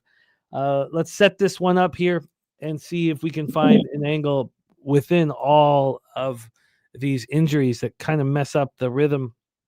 The Pacers have been losing. They got a break, though. They got a break. They had the Memphis game, then Minnesota game. So it was important for them to get a break. It was the Julius Randle show in Memphis. And Edwards got hurt 3 minutes in, and Julius Randle was spectacular. 31 points, 11-18 from 3. The issue is that would never have been a problem for them last year, but it is a problem this year. And Huff, it's 4-5 as weak as we've seen it in some time. But the Pacers get home, get to regroup, get to take a breath. And I think that is helpful for a team that's yet to win, that went to the NBA Finals last year. The Mavericks coming off that home loss to the Thunder. This is their first. Well, I guess it's not really. They're so disjointed and messed up. They're very difficult to follow. Andrew G saying they need Kyrie back bad. They need a lot. Indiana 16th fastest pace, 101.92 possessions a game, shooting poorly, 42.5 from the field and 33.3 from 3. Dallas 10th fastest pace, 104.13 possessions a game, also shooting very poorly, 44.3 from the field and 34.2 from 3. Let's get into the line history here. We have Dallas -6 at -110. Opened up at 7.5. In 9 minutes, they went to 7, then down to 6. I think that makes sense. I find them a very difficult team to cap. Their rhythm's all over the map right now. When we get to the total, it's a 228.5. This opened up at 228, got all the way down to 226.5 at 10 this morning. Now we're back at 228.5, so we've got a half-point move towards the over. When we get to the cash flow here for this spot, we have 66% of tickets, 61% of cash on Dallas, 56% of tickets on the under, and 81% of cash on the under, but yet it's climbed. So we knew there'd be no Halliburton. So now there's no Mathurin. Mathurin, he put up 36 in that double overtime game to the Thunder. He put up 26 on Saturday in that bad loss to Memphis. He was the only bright light for them. And he's week to week with a right big toe strain. Nembhard, as I said, with the left shoulder. So Ray J. Dennis, G Leaguer, he came off the bench and put up 12. I mean, that's what it's come to. They signed Mac McClung, the dunker. They waived James Wiseman. God, what a terrible career he's had. Cooper Flagg is going to play through the left shoulder injury that he suffered in Monday's loss to Oklahoma City. And they also, have D'Angelo Russell, 9 points and 10 assists. They also got 11 points from Jaden Hardy. This is, I don't know how we're not on the Pacers. I think the Pacers can stay in this basketball game. The Pacers got a break. The Pacers got a chance to take a breath. Take it away, Justin. Pacers, Mavericks. I'm not on the side, but I'll take the best number you get. I had it highlighted, and then right before the show started, actually while you was in hockey, I took the highlight off. I'll take the best number you get for the Mavericks team total over. I just want to take advantage of this Pacers banged up, the defense, and I like the pace of play for the Mavericks. Coming off a loss back at home, I do not believe that Cooper Flagg was hurt. He had 2 points, 2 rebounds. All of a sudden, his shoulder hurt, got injured. I don't believe that for one minute. But I actually expect he have a big game. I think he's going to have some assists this game. I think Ant going to go crazy, Anthony Davis. And I just think they're going to put up a bunch of points here. Whether they cover or not, I don't know. But I like this team, too. I was looking at it since yesterday. And when I looked at it yesterday on Bet Rivers, I seen 118.5. And I just wrote it down, but whatever number, because I ain't bet it yet, but I'm going to. I'm bet it as soon as we get off the show. So whatever number you get me, I'll take. I'm looking at over 116.5 at -118. That's expensive, but it's a pretty good number. I'll look at a couple other books while we're here from Wine Time. 116.5? Yeah, 116. It's a pretty good number. Yeah, I like that number. Okay, especially when I was going to bet 118, and I wanted to look at it a little bit longer, and then I didn't even look at the Pacers pace. I just looked at the Mavericks pace. And I think he said 16, but I thought I seen 19, but I probably was wrong. But either way, coming off a loss, I think that, I don't know, I just think they're going to run up and down the court on these boys. I think the Pacers got way too many injuries. I think Cooper going to have a big game. I think Anthony going to have a monster game. It's just his props be like, his points and rebounds be at like 37.5. And I can't do that with somebody who don't stay healthy. Like, we all know he stay on the ground like Embiid, so I couldn't get to his props. But asking them to score, not cover, not do nothing, just go out here and give me 117 points. So I'll make that official. Mavericks, I can deal with -118. Mavericks team total over. Over 116.5 at -118. And then this is not the last game of the season opening 6-game homestand. So that's the problem. That's the problem. Now, this is their third game in 4 nights, but this is game 5 of a 6-game homestand, which is, as you guys know over the years, that's like a smash spot for me to back. But this line moving towards the Pacers makes sense. The 5th game of a 6-game homestand, coming off of a loss against, I have to stay off. My plan was to be on the Pacers here, but I just that's such a problem here that it's. Wait a minute, that's not true. They go to Mexico City after this. Really? Yeah, they have a bunch of shit to figure out. Oh my God! I realized, I was like, wait a minute, this is the final game. Now they count as the home team against the Pistons in Mexico City on Saturday. Oh, they've got plans, things to figure out. Wait, who go to Mexico? The Mavericks are going to Mexico City. Okay. The Mavericks play Detroit Pistons on Saturday night in Mexico City. That's a weird wow. game. Okay, that thing. I'm sorry. I should have had that knowledge already. Wine time, take it away.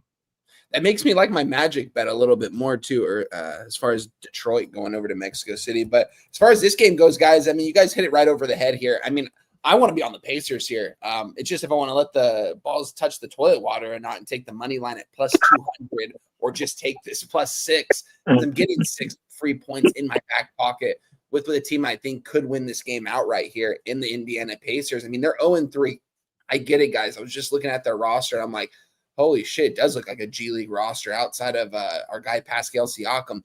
This team's going to win games at some point this season, and seeing this line move towards the Pacers, I saw it at a 7 at one point. Now we're seeing 6s pretty much across the board right now from what I'm looking at here. Yeah, I'm seeing 6s everywhere right now, and 66% of the bets and 61% of the cash coming in on the Dallas Mavericks. So that's going to give us, 34% of tickets and 39% of cash on the Indiana Pacers, and the line is moving towards their direction. Yeah, it all makes sense to me.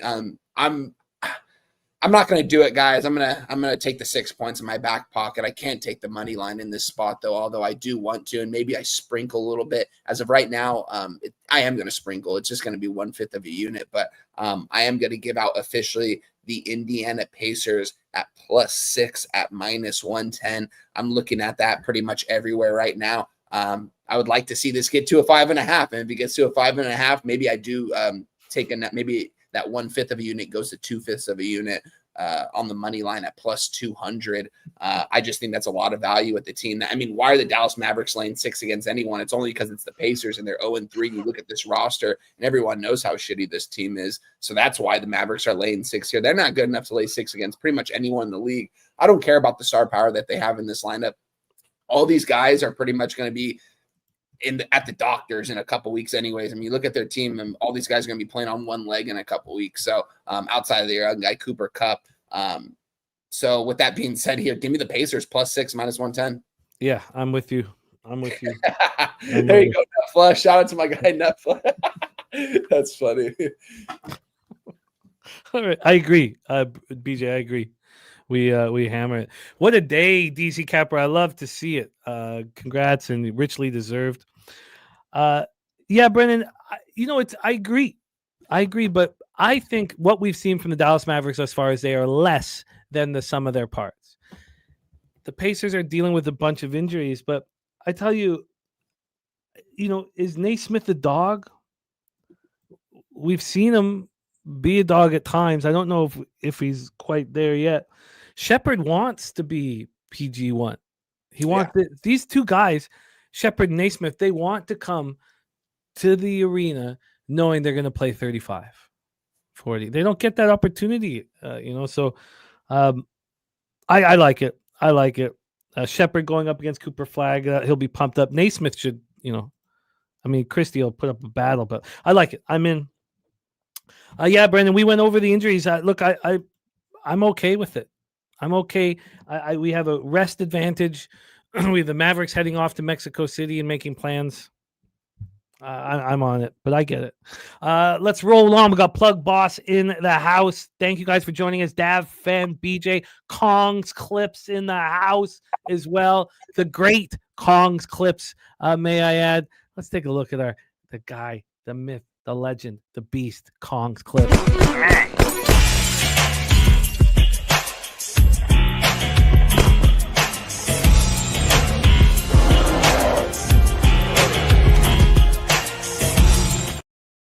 Next up, 9 p.m. Eastern, we had the Ball Arena in Denver, Colorado. The Pelicanos, 0-3, 0-1 on the road. And surprise, surprise, Zion Williamson, a left foot issue. Good God. If I was a Pelicans fan, I'd have my ski mask right over there, my binoculars right here. I'd be waiting for Zion to walk from the facility to his car, and Nancy Kerrigan him right in the knee and bolt.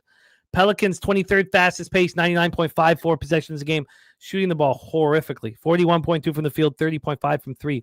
The Denver Nuggets always shooting over 50 from the field. This team is incredible. Nasty Nate, Patriots back to the Super Bowl. Write it down, Peter. I love that for Nut Flush as well. Patriots back to the Super Bowl for the nastiest of Nates.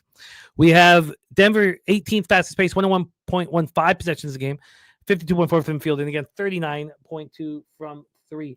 Let's get into the line history here for this one. Give Zion a proper excuse for not playing.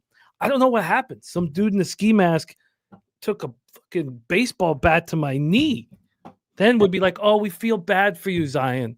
It's so sad that happened. Instead, walking around, stubbing your toe, being an ass clown. Going to strip clubs.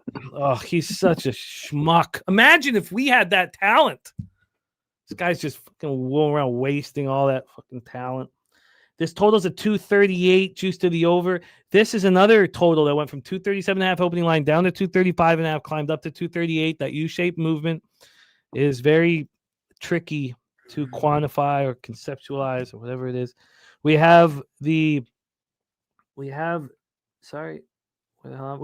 minus 12.5. Open up 12.5, get up to 13, back to 12.5. It's a number that I don't generally want the Nuggets at. We have 72% of the tickets, 69% of cash on the Nuggets. I'm looking at a 13 at FanDuel, a 13.5 at ESPN Bet. So the legal American books are, pushing Denver much higher than the offshores. 64% of tickets on the under, 84% of cash on that under. So New Orleans already did no Kevon Looney. Now Zion Williamson. This is just a ugly front court. Now they have Zion as questionable. I thought he was just out. Let's take another look and see if he showed up today at shoot around. Was limited at Tuesday's practice. Was getting extra running, and maybe he can play. Maybe I shouldn't.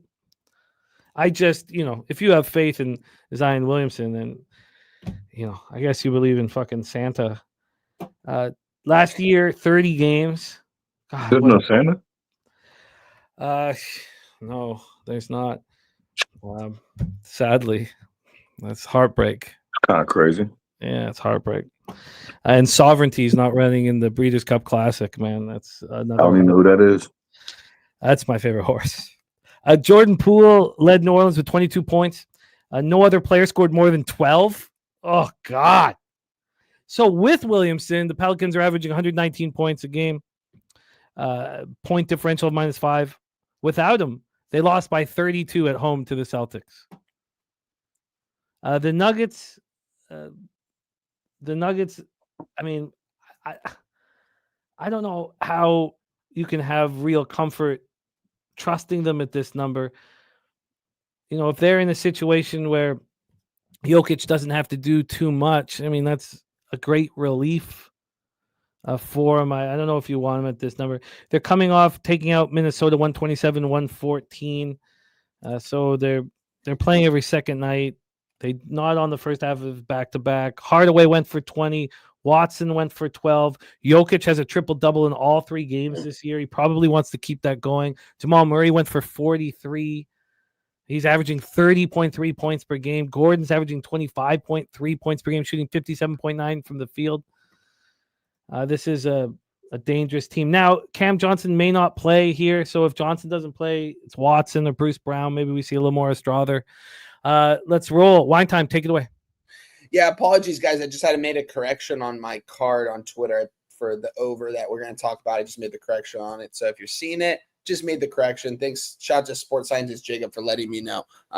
tweeted the card out before I came on here, and I should have double checked that. So shout out to him for that. As far as the Pelicans and Nuggets game goes, guys, this is one of the games I stayed off. 72% of bets, 69% of cash right now.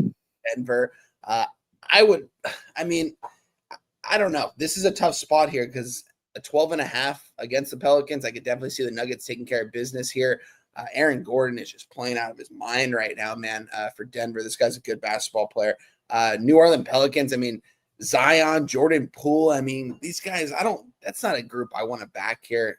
It's a pass for me in this game. It is a whole lot of points you're getting with the Pelicans.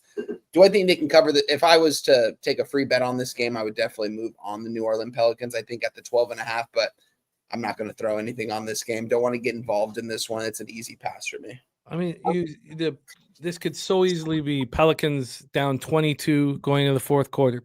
Nuggets rest everybody. Pelicans backdoor cover. We've all been in situations like that. Justin, take it away. Your thoughts here. Nuggets, Pelicans. Yeah, you kind of spoiled it for me. I ain't even capped this game because I've been on it every game, and I'm not gonna get off it. He's gonna have to not do it 3 games in a row. I got plus 140 for Jokic triple double. He cashed every single game. At this point, he's going to not cash 3 in a row. I'm always getting plus money. Matter of fact, I think it was plus 138. Now that I'm looking at my right, plus 138. And if you think about it, that's crazy odds for a triple double. But he just keeps doing it. And it's funny because 2 of those, he just gets exactly 10 assists. And I just be waiting for the stat correction to come in. And it hasn't come yet. So especially back at home, I don't care. I hope Zion do play. That'll give him motivation for a little bit of competition because I'm gonna need this game. The only thing that worries about me is what you just said. Like I fear that he gonna have to get this in like the middle of the third quarter. You have to use that Suns game as the example. So he still played 32 minutes in that Suns game, even though they were up what? They were up 6 after 1. They were up 17 at halftime. But it's just I think my famous thing is just don't overthink it. Like it's been 3 in a row. Like I know he knows that the way I know that, the way the books know that. Everybody know it. But I'm gonna keep betting it. And if he don't get it today, I'm betting it the next 2 games. He has to go 3 in a row for me to stop betting it because I'm getting big plus money. Well, not plus 140 and big plus money, but it's decent plus money. So 3 in a row. I'm gonna keep betting. I'm making that official. Whatever number you could get it for me because I didn't post it nowhere. So whatever number you get for his triple double, I'm betting every game. Yeah, and then I think it's pretty. It's my way of staying away from a big spread.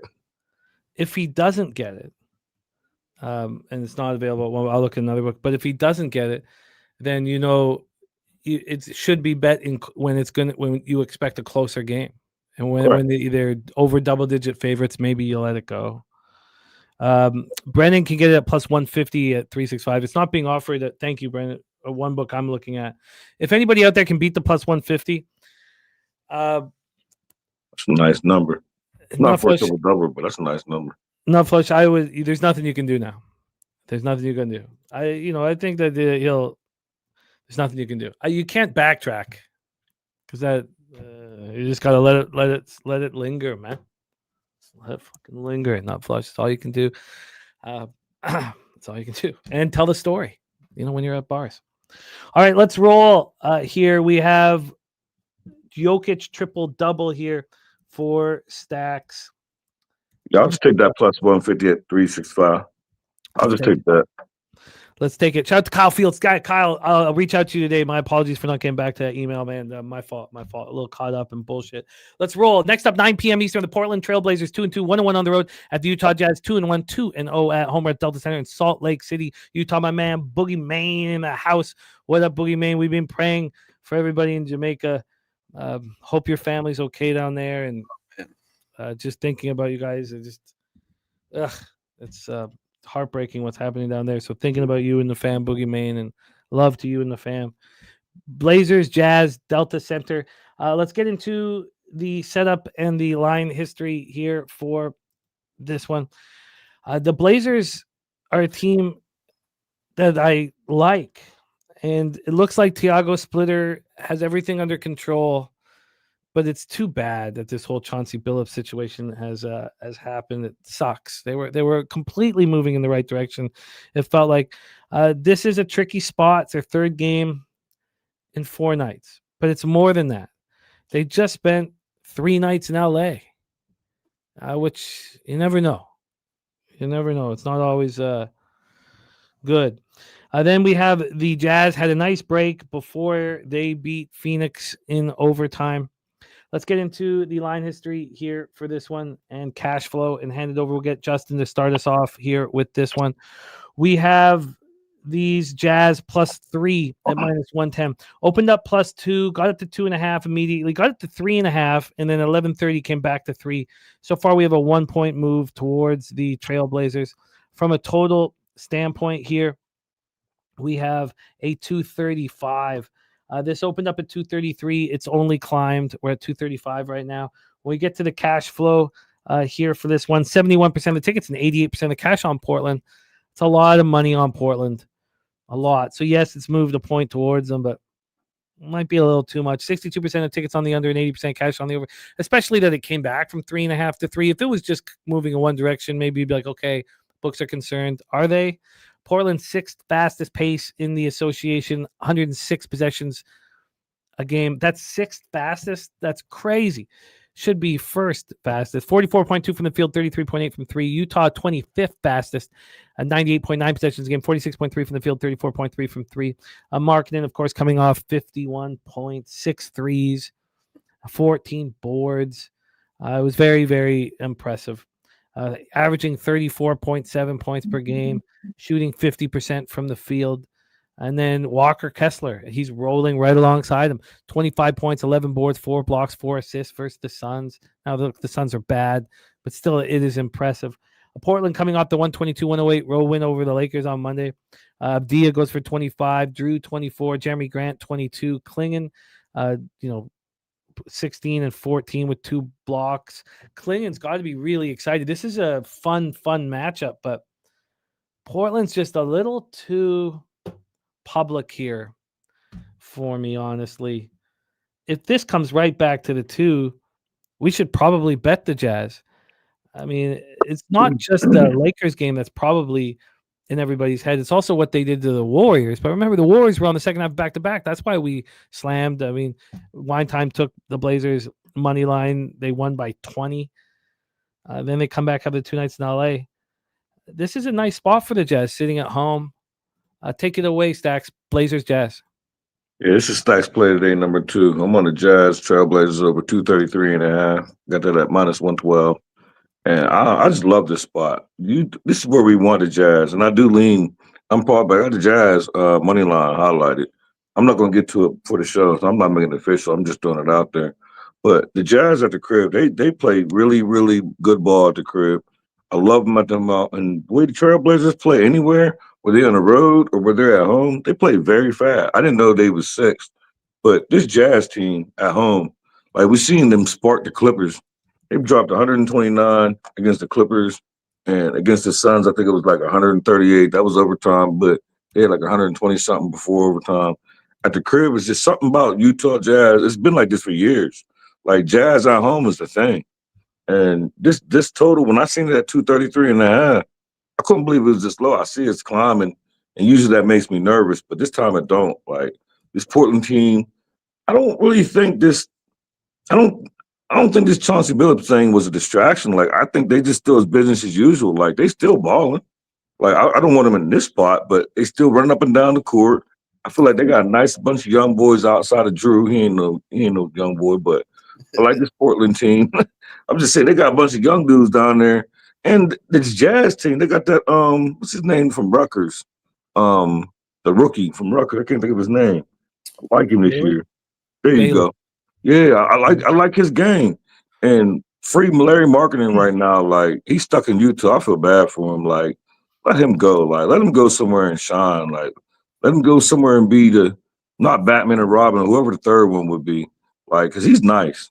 And I just love this total. I think the Utah Jazz win in a high-scoring game. I wonder what Wine Time thinks of this. Drewski says Jazz smells like a trap. Then we have T-Mac saying Portland should be a 4 or 5 point favorite, but books opened it at 2. Do you see this? Wine Time is that opening line set up to get Blazers action, or an overreaction to the Jazz starting 2-0 at home? That's a good question here. I think it might be an overreaction to Utah starting 2-0 at home. I've been on Utah on both of those spots, and we've been very profitable with both these teams this year, and these are two of the teams that not a lot of people like to back. Looking at the markets, 71% of tickets, 88% of cash. That's the only reason why I wasn't on Portland here in this spot. If anything, I want to move on Utah here. And yeah, Ace Bailey off the bench. Also, Walter Clayton, kid from Florida. They took him like 10th overall. He dropped pretty low in the draft. They've got some young guys on that bench. Utah Jazz do. I think Utah Jazz might surprise a little people in like the first 10 to 20 games this season, start off a little bit hot, and then probably some injuries happen to their star players and probably head back in the wrong direction. But with that being said, I think the Jazz are very live. They should have taken care of business against the Suns. The Suns had an epic comeback. Jazz ended up taking care of business for us in overtime, covering that -1. I believe they won by 3 or 4. But that game wasn't close from start to finish. The Utah Jazz won that game 4 quarters to nothing, other than the final couple minutes of that, like the final 5 minutes of that fourth quarter, probably more specifically the final 2.5 minutes of that fourth quarter, when they came back from, I believe, double digits and tied the game. After Devin Booker missed a free throw, that guy made the tip in at the buzzer, forced it to overtime. What a play that was. But I just think that I like Utah. I think there's spots that we can back them. I don't know if this is necessarily a spot, though. It doesn't correlate enough for me to move on it here, though, from a market standpoint. I want to move on Utah. I like what Portland's doing, though. Jeremy Grant, I didn't even realize that he was coming off the bench. When he came off the bench in that Lakers game, I was like, what? How is this guy not starting? It's crazy. this guy was he's been paid a lot of money in his NBA career, not to ever win games, but I think it might be better for them to come off the bench. You got Denny Advia. When this guy's playing at a high level, the Lakers couldn't stop him when he was going down low on him. When he was attacking the bucket, he's hard to guard. He's a strong dude down there, and he could also make his free throws. He could make the outside shot too. I couldn't move on this game. I've got a good amount of action today. I could only be on the Utah Jazz here. I just didn't want to move on it. Now we're seeing 3.5s, I think, at some spots right now. Correct me if I'm wrong. Let me pull it up here. Yeah, we're seeing 3 and 3.5s right now, but I'm seeing mostly 3s actually. 3 at -110. Utah Jazz +3 -110. I don't know. It's a tough game. It's a tough game here. I'm going to stay off this one. I think we'll know. I think we just need to give it a little bit of time. Yeah, we'll know if this goes back to 2.5 and to 2, and yeah, I'll in the Blazers. The problem is I think that I might just want to stay off because, again, I can't answer if this is overreaction to Jazz, beating a terrible Suns team, or Markkanen putting up 50, or them having hope, or them being 2-0 at home, or that they're putting out a line where they know they're going to get a ton of Blazers action, and they actually think the Jazz will take care of business, because the Blazers team's still dealing. I know they barely had Thibault last year, so him being out is a non-issue. But Henderson out, of course. Murray questionable. Nurkic is questionable. But when you got Markkanen, Filipowski, and Kessler, who cares what the hell's happening to Nurkic? Shout out to my guy Samit in the house. So I'm interested in the Jazz. But this is the spot for years, like at least the last 2 years I can remember. Like Jazz at the crib as a dog, like this is where you want them.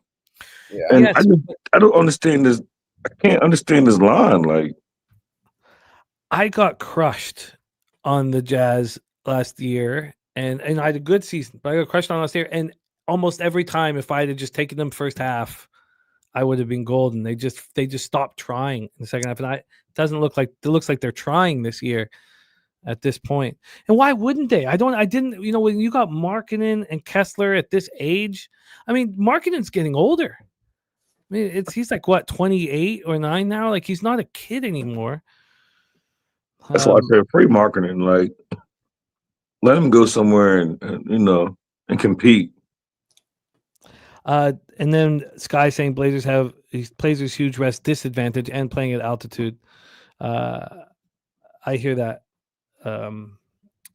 I'm interested in the Jazz. I want to see what happens with this market. Let's roll on.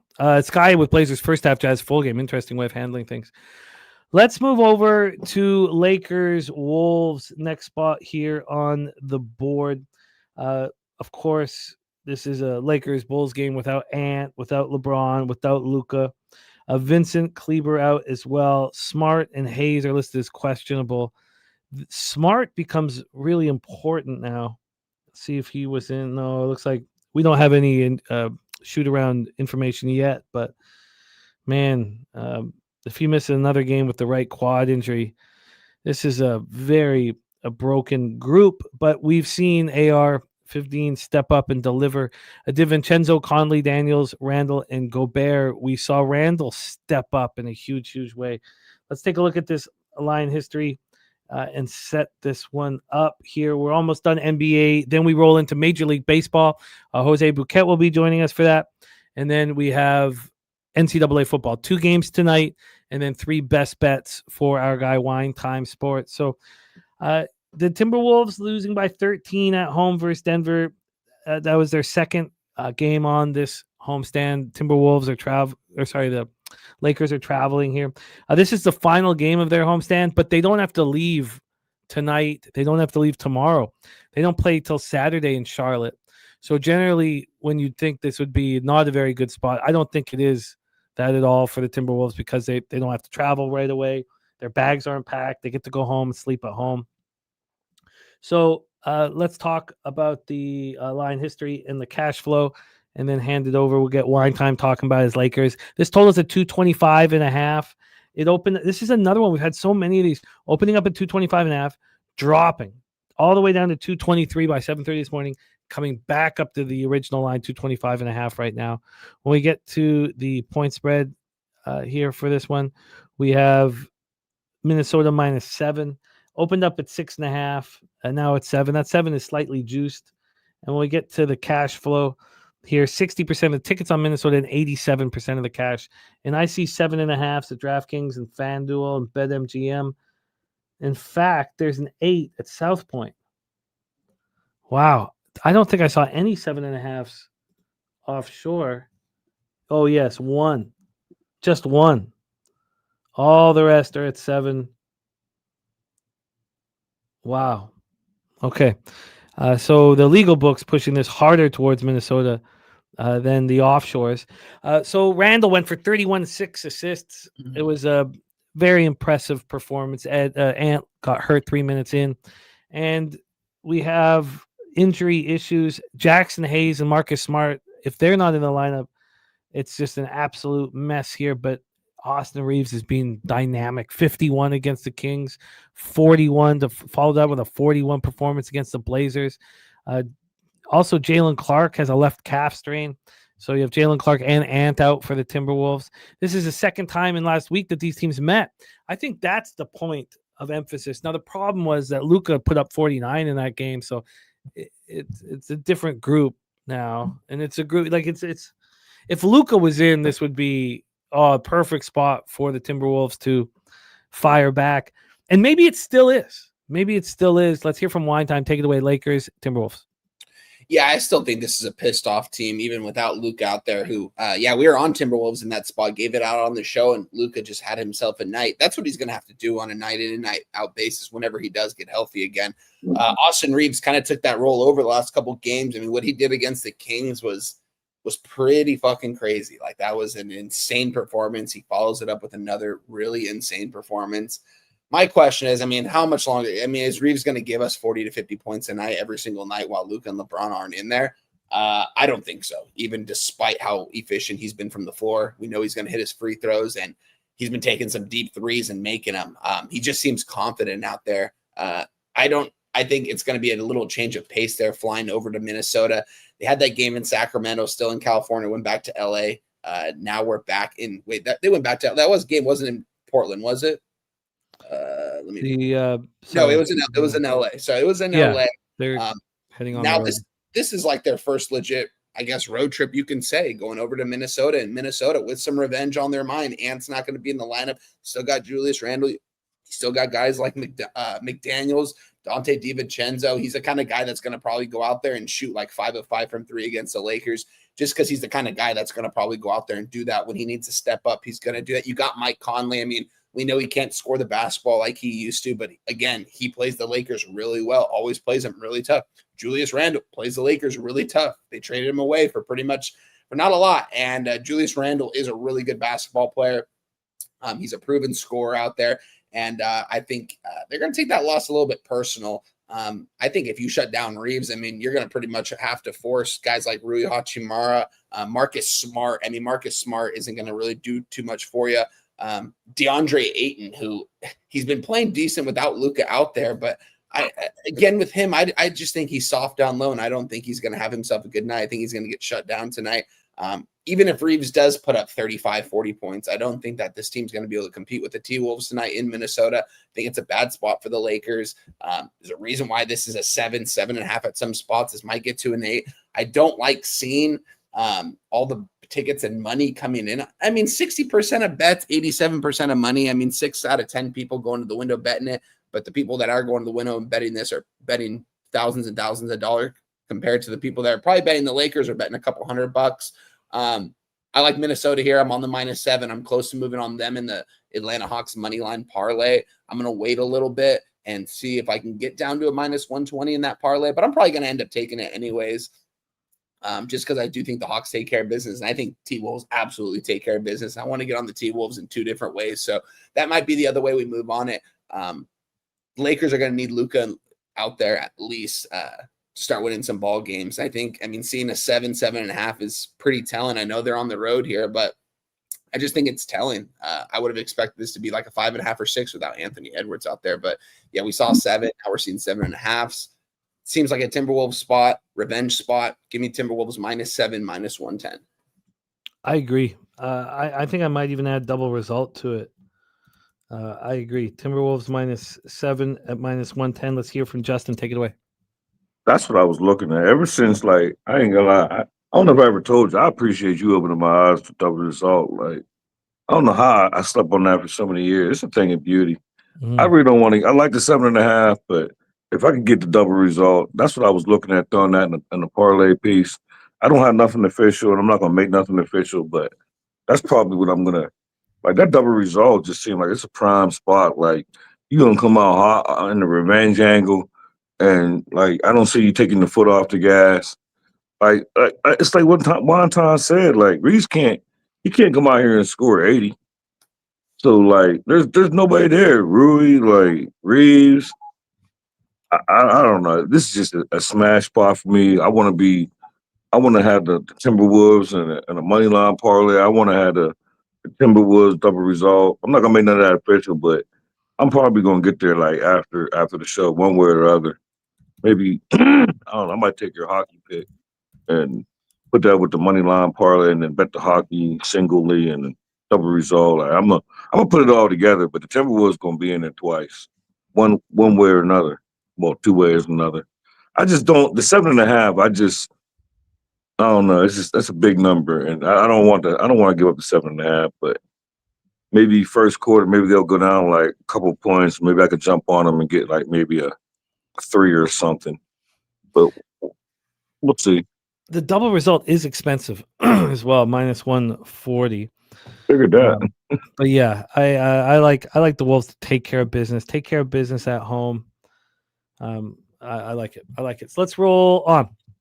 Next up here, we have our final spot on the board before Major League Baseball. Thank you guys for rocking with us. Big, beautiful NBA card for us to attack.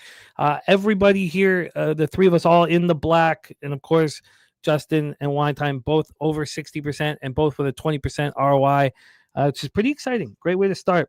Let's roll here. Grizzlies 2-2, 0-1 on the road. Phoenix Suns 1-3, 1-0 at home. Mortgage Center. Mortgage Matchup Center, in Phoenix, Arizona. The Memphis pace is being like we've seen. We've seen other teams playing at 106, 107 possessions a game. Maybe 107 is a little high for Memphis, but that's sort of what they like, sort of their MO. 107 possessions a game, impressive. 45.3 from the field, just 31.9 from 3. Phoenix playing at 17th fastest pace, 101.73 possessions a game, 43.5 from the field, and 33.9% from 3. The Suns, Dylan Brooks out. We'll talk about that. And then Jalen Green is questionable. And it's probably worth seeing if he was at shoot around, but we're not getting that information yet here. Are we going to get to see Jalen Green? He's been dealing with a hamstring injury, and look, this team looks bad.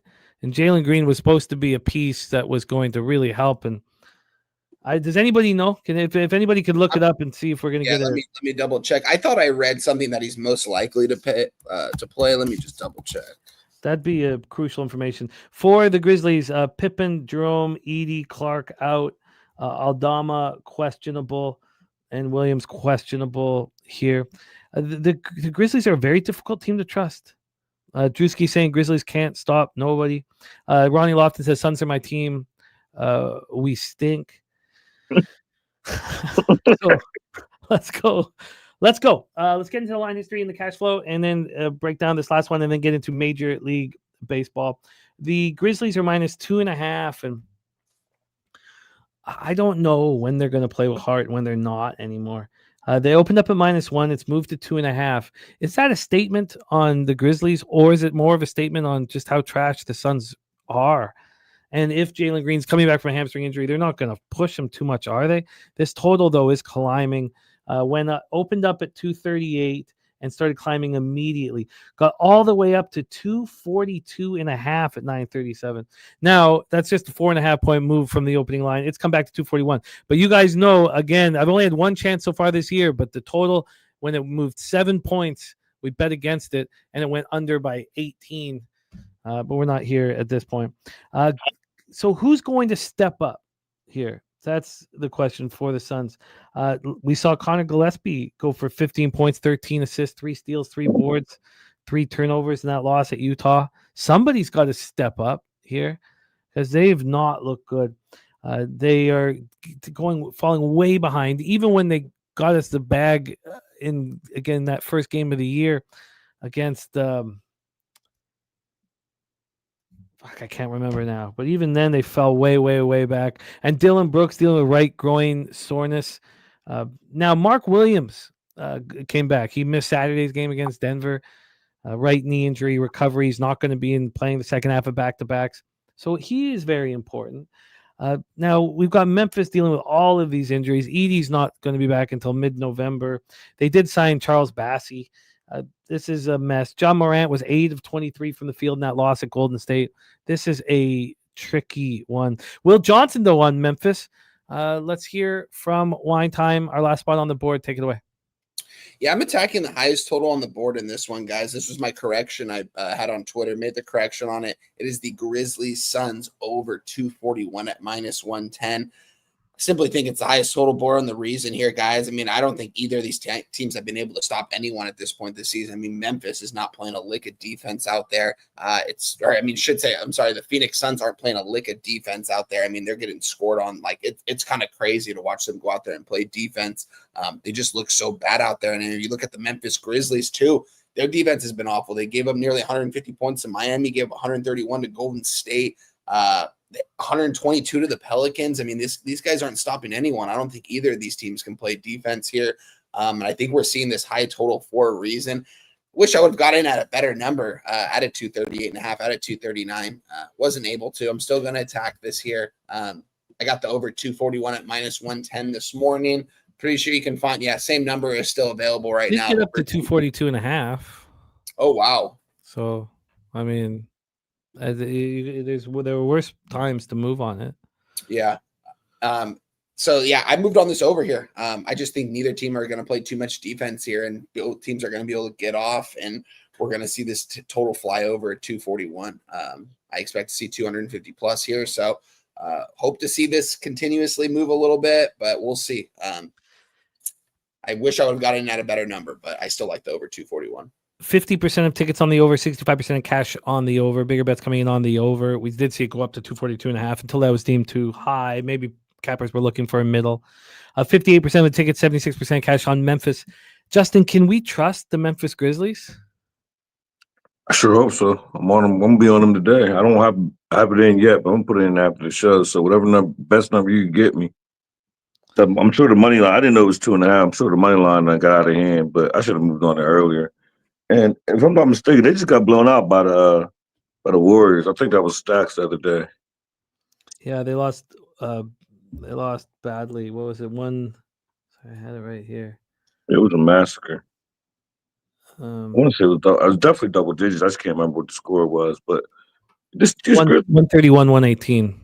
this Grizzlies team, it's a hard team to trust, but I think Will Johnson said it best. Like, Phoenix sucks. Like, they're horrible. I think with Grizzlies coming off that embarrassing loss, I think this is going to be an extremely high-scoring game. I was looking at their team total, but then I didn't want to be disappointed. Just win the game by a couple by a bucket or two. So whatever number you could get me, like this Grizzlies team, it's like what you always talk about, Ja. Like, I hate putting my faith in the Ja, like, but I just feel like he's going to disappoint again. It's just a matter of time. But early season right now, I don't feel like they suck. I feel like they're playing very fast. Phoenix not playing no defense, coming off this loss for the Grizzlies, whether they're on the road or at home. So I love Wontine's over, and I think I mentioned it on Pistols Low Shack or not Low, yeah, Low Shack in the wasn't Low Shack in the bag on Low Shack show yesterday, and I mentioned the highest total of the board, and I think I said I got it from you one time. So I do like this over. I ain't making it official nothing, but I like this over. But I think I like the Grizzlies more.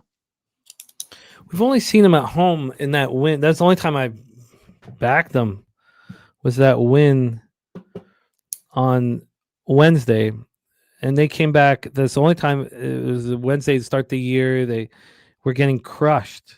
They allowed in that first half, they allowed 71 points to the Kings. And only had 54. I got in live at a huge number with them too, and then they roared back and won the game. That was the only time we saw it. And then we faded them against the Clippers, but I screwed it up on the Friday because I took Clippers first quarter and full game, and the Clippers didn't cover the first quarter, but then destroyed them for the next three. I wonder if this is an okay spot for the Suns. You know, I just never know what to expect from the Grizzlies. So it's Justin, is the Grizzlies official? Am I looking for a line? Yeah, I just need the best line you can get.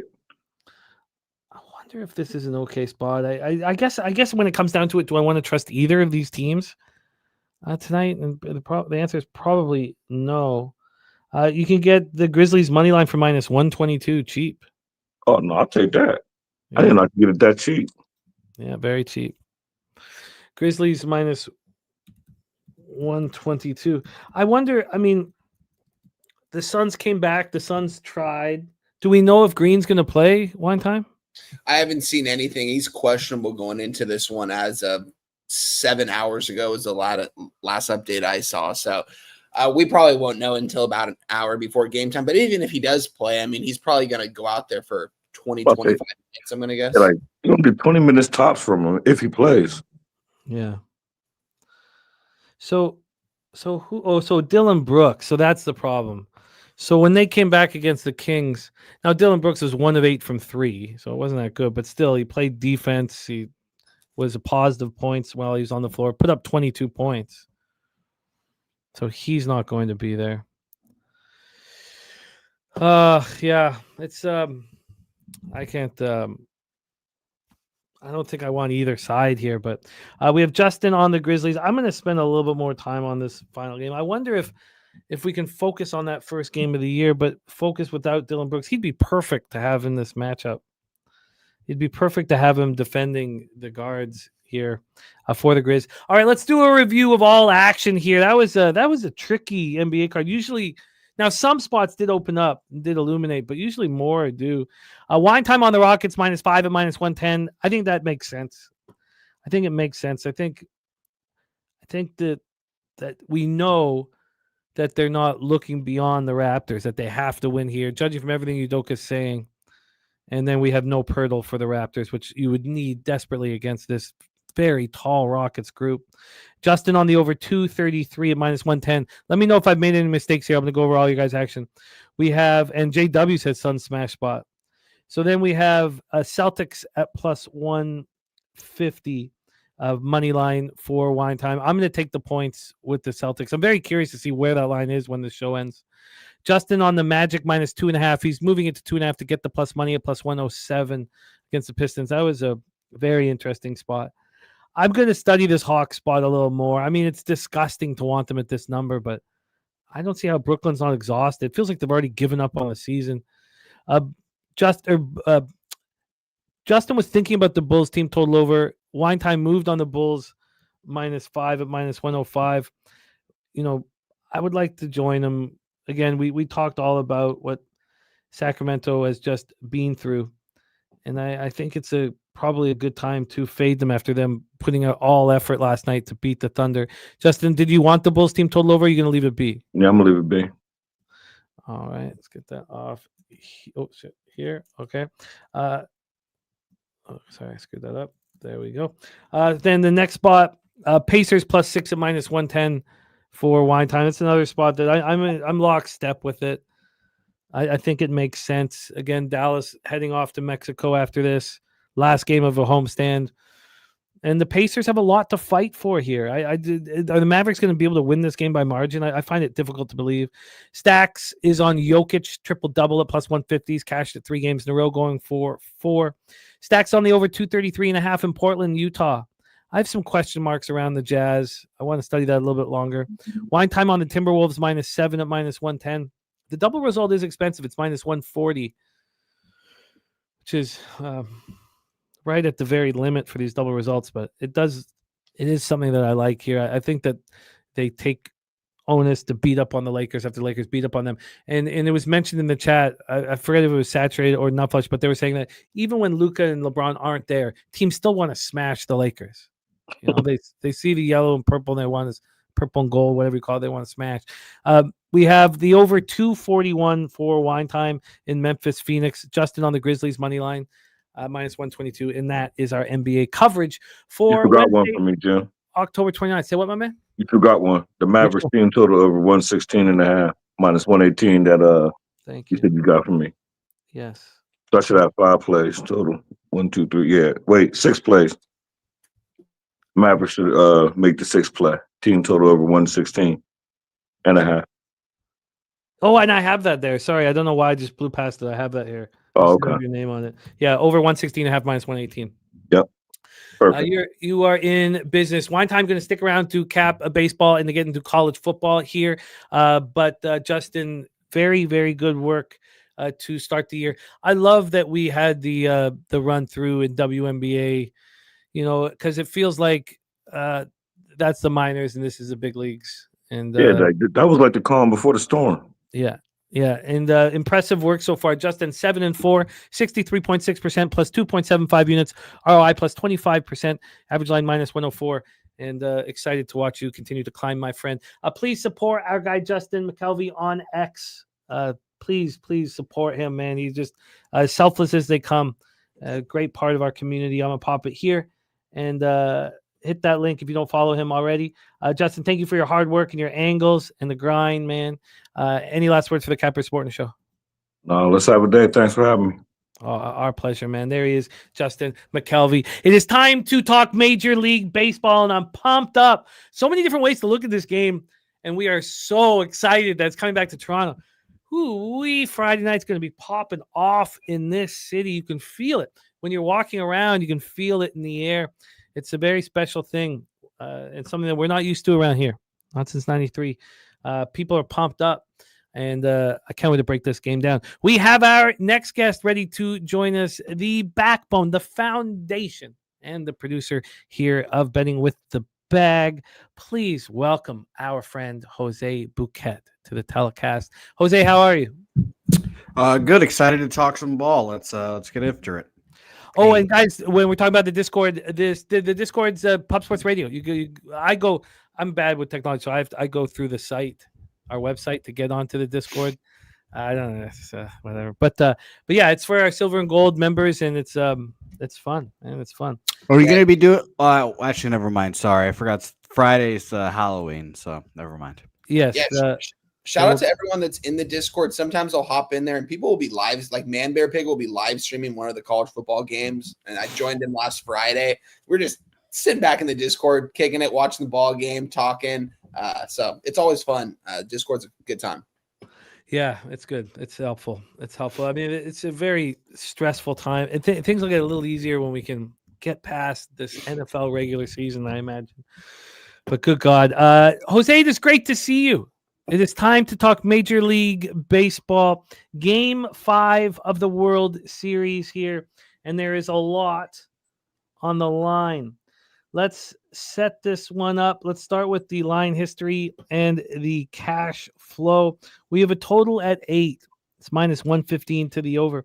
This opened up last night, 11:22 p.m. at 7.5. It took 1 minute for it to move 7 cents to minus 118. And it moved to 8 at 1:12 in the morning. Then it went back to 7.5. Wasn't a real 7.5. Now the 8's getting juiced and hammered. The 8 got up to minus 116. It's minus 115 right now. So we're just a cent off the high on this total. On the money line here, we have minus 204 for the Dodgers. Opened up minus 208, got up to minus 213, hovering around 2. They're very expensive. Are they expensive for the right reasons? We get to the cash flow for this one. We have 67% of the tickets and 75% of the cash on the Dodgers. 73% of tickets on the under, but 62% of cash on the over. So the question really is, do we expect Blake Snell to bounce back? And I think that the answer is yes. And then the bigger question mark is, what do we get from 21 Savage, man? I don't know what that answer is. I mean, it's clear he's not nervous or concerned. It's clear that he's, capable of pitching here. But is his number actually 21? I don't know. Okay, fair enough. That would be sick. I don't know if it is. I don't think it is. No. But gotta get that done, Trey. In the last 13 and 2/3 innings. Now, these are tough innings. Don't get me wrong. But when he started against the Yankees, he was still sort of an unknown product. But now everybody's got tape on him. We know what he's doing. In the last 13 and 2/3 innings, he's allowed 9 earned runs. He's allowed 14 hits. He's walked 9 batters, and he's allowed 2 homers. And these are the toughest lineups, in the league he's going up against, the Mariners and the Dodgers. Another thing is they've all come at home. All of these starts have come at home. He's not pitched on the road since the second start of his major league career on September 21st. Christ. It's now October 29th. And, he got 5 straight starts at home. This is difficult. This is difficult. So it makes me want to expect him to get touched here, and that Blake Snell will zag after zigging. Jose Bouquet, SN1P5. Talk to us. What is your plan of attack here in Dodgers Jays Game 5 of the World Series?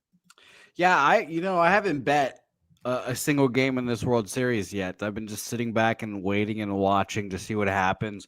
I've expected the Dodgers to win in 6 games here. So, if I was going to be right in this, they were going to win these next 2, which will be interesting. I agree with you in the sense that, he hasn't pitched that on the road in like a month. It makes me want to back the Dodgers here and Blake Snell, but it always I feel priced out really of backing the Dodgers when it's at minus 200, minus 220. I'm not interested in taking the minus 1.5s. I don't want to stomach taking a minus 1. So I've kind of battled that this whole series. 67% of the bets and 75% of the money are on the Dodgers in this. And I'll be honest, it really has not moved much. Let me refresh here real quick. I'm seeing BOL open this up at minus 199. It's at minus 197 now. I'll see at where Heritage has it. They have it at minus 189 opener, minus 195. At this point, I don't expect much market moves in any of these games because it seems like they're just going to keep lining them at about the same price. But it's Peter and I said it yesterday. It's like, are the Blue Jays really plus 165 against this Dodgers team? We both said yesterday, it was like we thought the line should be like minus 140, minus 150 Dodgers yesterday. And here I kind of feel minus 175 Dodgers. And it's still 25 cents higher than I expected. So I'll probably end up staying off here again. By the way, total market, just one more time, 73% of the bets are on the under and 62% of the money is on the over in this game. I'd lean to the over in this game, gun to head, $5,000 bet. Jimmy asked me to make. I'd probably end up making it on the over in this game, but I don't have the conviction to make it myself right now. Huh. I mean, I think the more interesting thing is the opening line, not the movement, because they're huge favorites against a team that can battle against them. Huge, Yeah, favorites. and they've been that the whole series, and it's just been weird to see. Wine time, World Series, Game 5, series tied at 2. Chavez Ravine in Los Angeles, California. Take it away. Yeah, last Friday we came out here. We took the over in the first 5 innings. Cash with ease. It was with the same exact pitchers going out there on the mound. Snell got touched. We kind of predicted that was going to happen in that game. This is what's interesting to me, guys, is that I haven't heard anyone mention this. If you guys were to guess, what are the Blue Jays to win the series? I just looked at it, unfortunately. I would have guessed plus 250. So you're telling me, guys, No, Blue way Jays, way less. Blue Jays right now are plus 180 in this ball game, tied up in LA, but the series price is plus one. What is it? Plus 150. 60.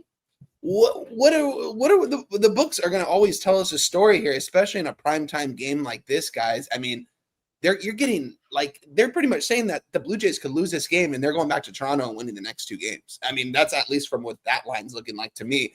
Because the fact that they're plus 180 in this game, but plus 160 to win the series, that makes 0 sense, guys. Everyone's going to come everywhere. I mean, I also live in the greater Southern California area, so it's like I hear a lot of Dodger fans come in. Not one Dodger fan is not thinking that they're going to take care of business in the series, and I guarantee you, every single one of them think they're going to take care of business tonight.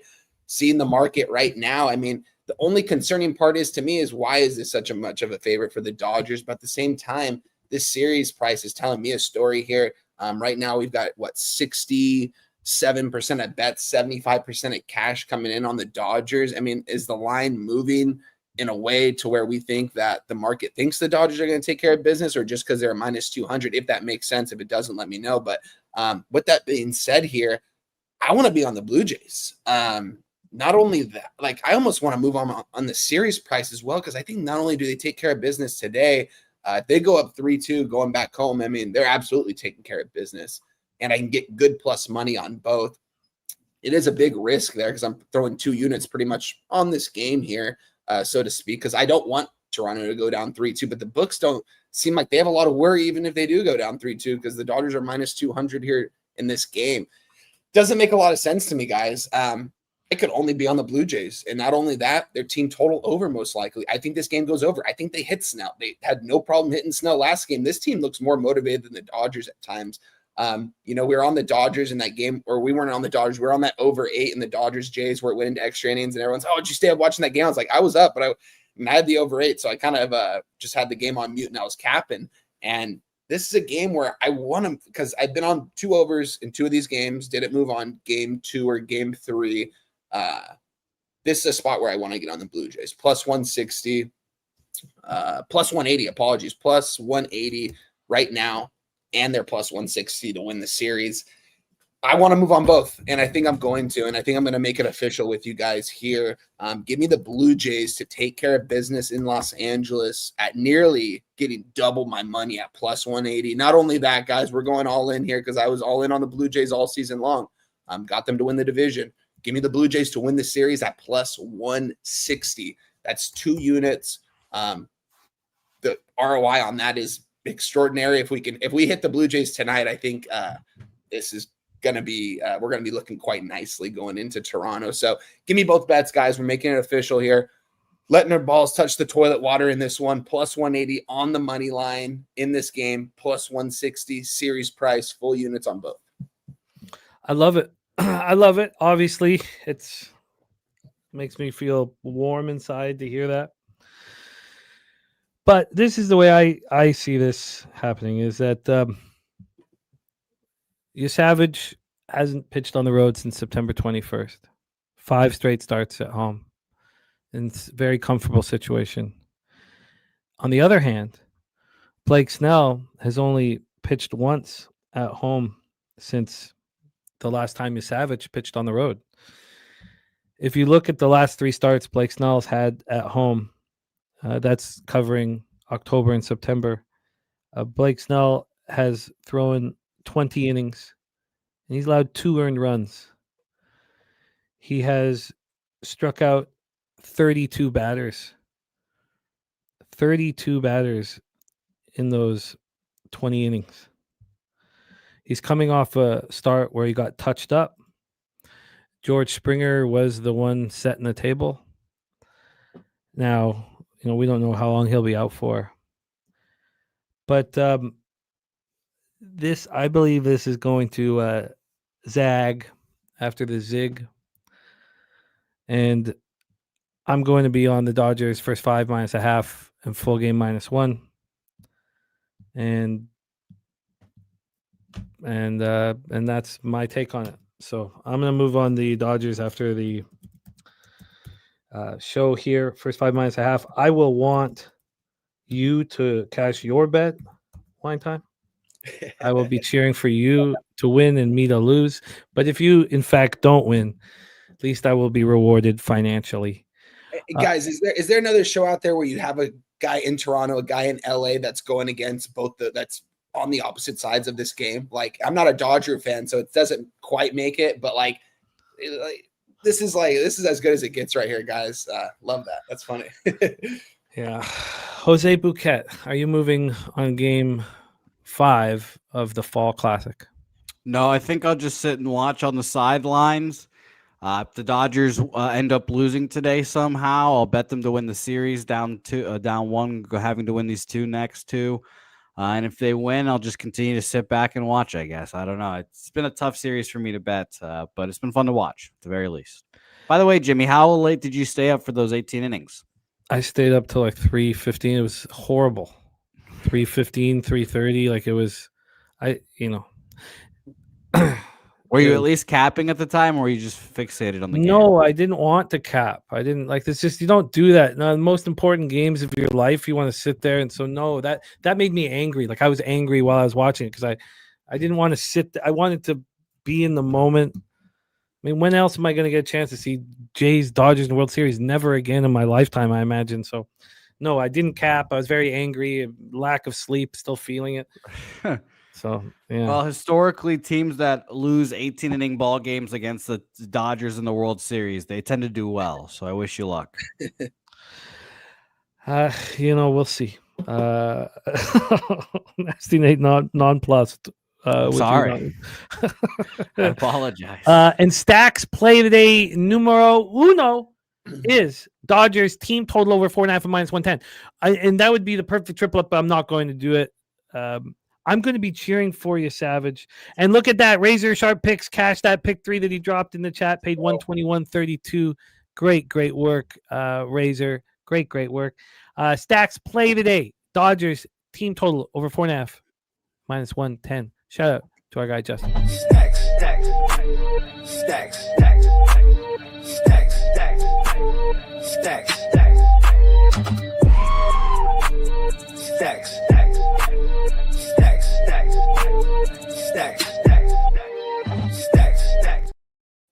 Let's roll on to college football. Jose, are you going to stick around for us with college football? I've got really nothing substances to add, so I'll get out of here. But I have a question for you, Jimmy. Are you casually going to be betting horses on Friday during Friday's show? I don't know what I'm going to do at this point because it requires so much work, and I don't really have time for it. And I don't want to. I don't want to be sitting there. I'm taking the kids out trick or treating and thinking about the juve. So no, I think I'm honestly just going to let it go completely out of anger towards these assholes that have the second biggest. Well, Friday Championship Friday is not as big as like, the Kentucky Derby Day or anything like that. But still, to have the Championship Friday on Halloween is so disrespectful to all the fathers out there. So fuck you. You don't get my money. And I want to say more horrible things, and I'm editing myself right now. And did Carter decide what he's going to be? Because last time He's we a heard he was ninja. He's a nonplussed. ninja, and he looks awesome. He's got the sword. He's got the whole outfit. He looks great. He's Good, money. good. Is he more plus now? Because last time we heard he was nonplussed. No, he's so pumped up, man. He's pumped up. This is the perfect age for Ella's almost like past it, but Carter, he's right in the thick of it, man. So I look forward to next year when he's just like some random Vancouver hockey goalie and he's just rolling around in full pads. I look forward to that one as well. He's pumped up. He's pumped up.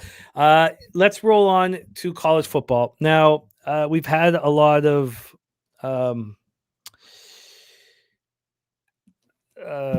there's not a lot. This horrific record that you see before me. I was down 0.37 units 10 days ago.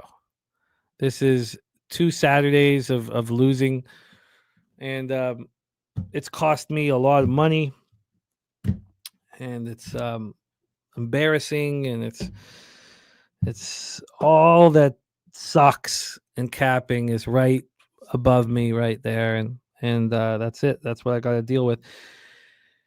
And you guys know another thing about me is I'm going to keep firing until it gets to 20 units at least. So I'm not going to.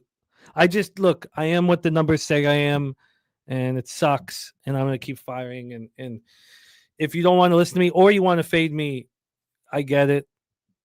But it is what it is, and I have to deal with the shit. And it's only going to be on the screen for one game, I hope. So let's roll. Wine time, 7:30 p.m. Eastern. The Jacksonville State Gamecocks 4-3, 3-0, undefeated in the Conference USA at the Middle Tennessee Blue Raiders, 1-6, 0-3 in Conference USA. We're at Johnny Red Floyd Stadium in Murfreesboro, Tennessee. 49 Fahrenheit, chance of showers, 6 mile per hour winds.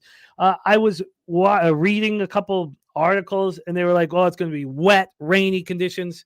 If you look at the weather now, that's not supposed to be the case. Wasn't supposed to be the case this morning, and that happens a lot. That happens a lot with the weather changing. Let's take another look at Murfreesboro weather right now. We have light rain, and it stops raining. It's going to stop raining at this game at some point around 8 o'clock. It's not going to be raining. So I think that's important to keep in mind. Let's get into the point spread and cash flow and set this up appropriately. First off, we have Jacksonville State -3.5 at -110. They opened up -6.5. This was on Sunday. It's Saturday night, Sunday morning, 6.5, 6-5, and then back up to 6.5. This was a 6.5 on Monday. And then this was a 6.5 still yesterday morning at 4 a.m. Then it started moving towards Middle Tennessee. And now we're down to a 3.5. Wine time cashed on Middle Tennessee just last week, plus 9.5. Wasn't it plus 9.5? Plus 9.5. Yeah, correct. Yeah, so this is a big difference. This total opened up at 54, it climbed up to 55, and is now down to 54 and a half. So AM says it's been raining all day the last few days, though, so it's going to be swampy. Okay.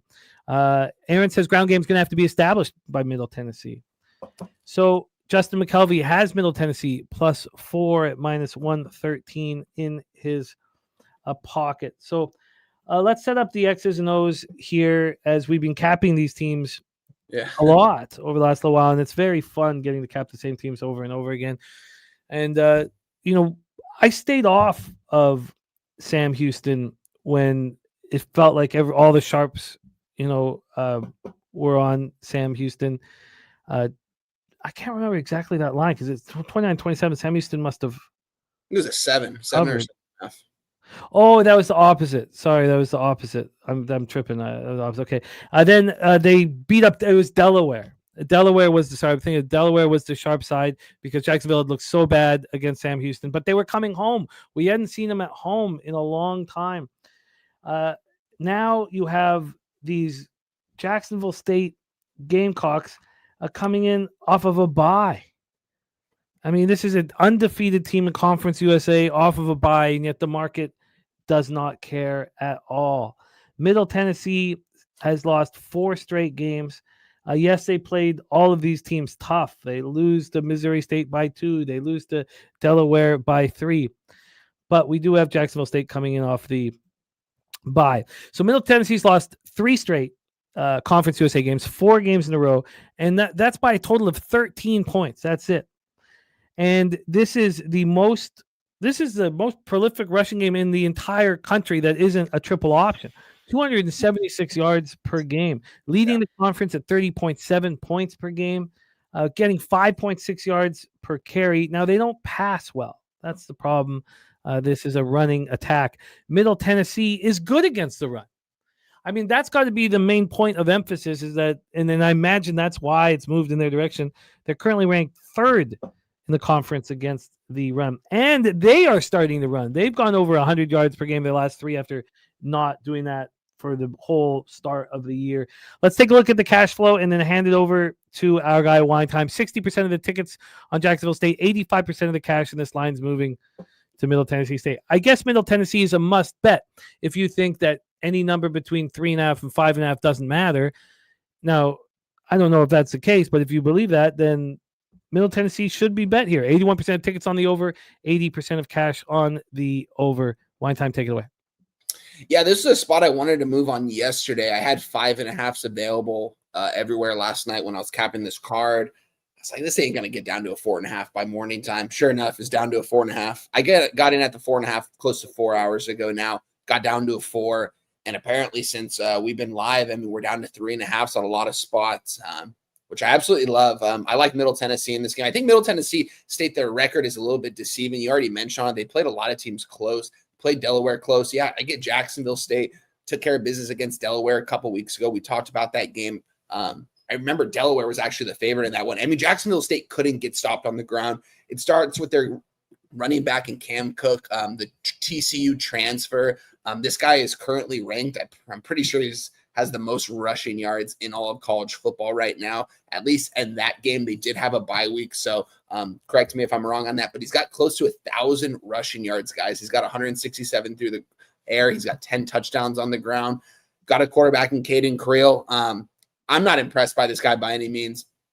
Brock Steiner, a.k.a. Scott Steiner's son, was the only one that caught a touchdown pass in that game. He actually ran a really nice slant route on the Delaware defensive back, was able to get into the end zone. I think if they kind of load the box here on Cam Cook, I mean, that's what you kind of have to do. I think you have to stop this run game, the run attack from Jacksonville State. If you can run that, keep this offense off the field, keep them from scoring. The Jacksonville State likes to run it up. They like to score.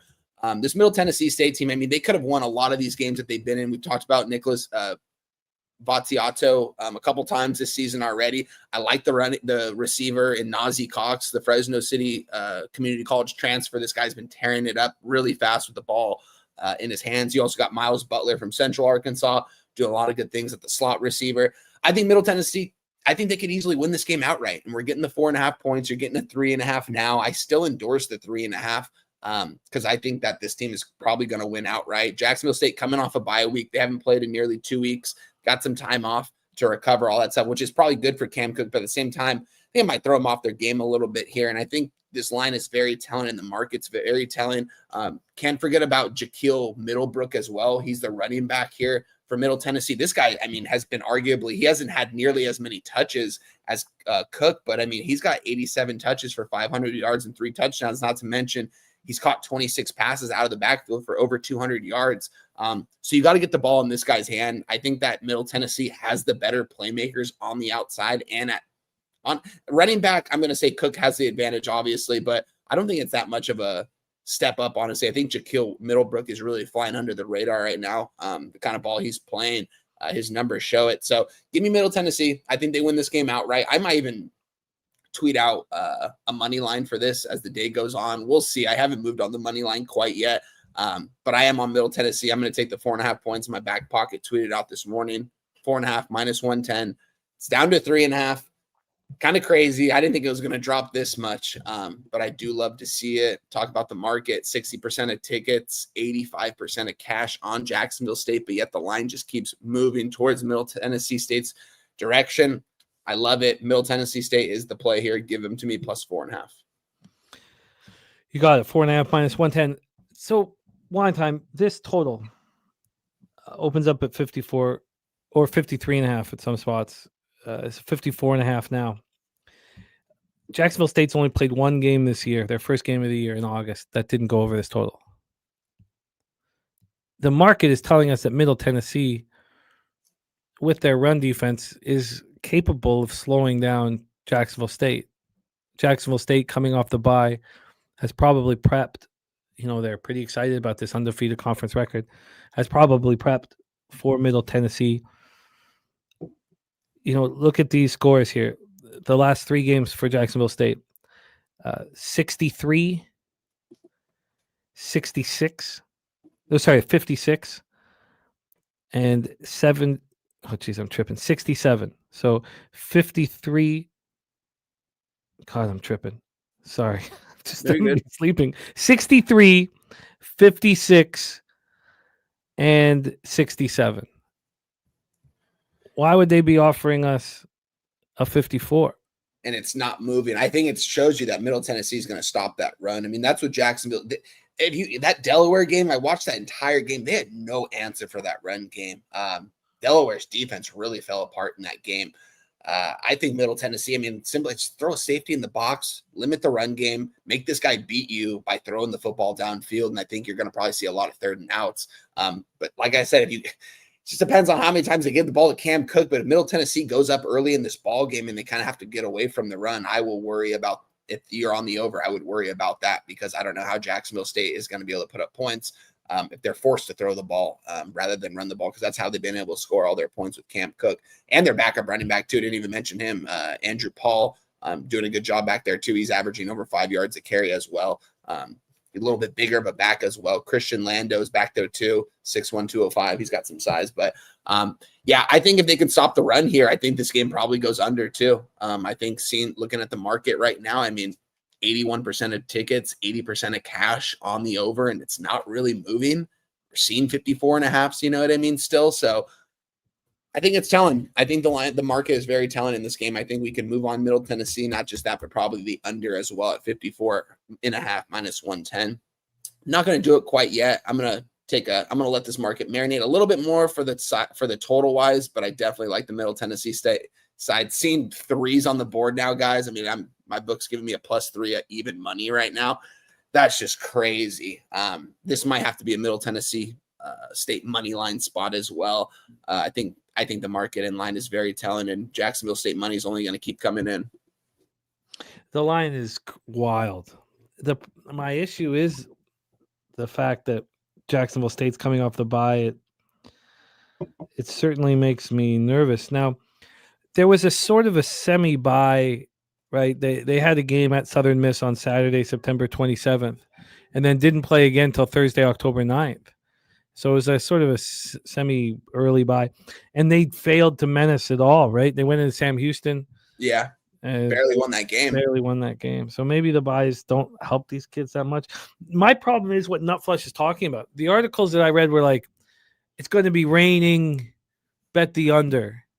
And it's not going to be raining. Now, AM saying the ground's going to be wet, but, Circa opened up this total at 54.5 for the pick'em back on Sunday.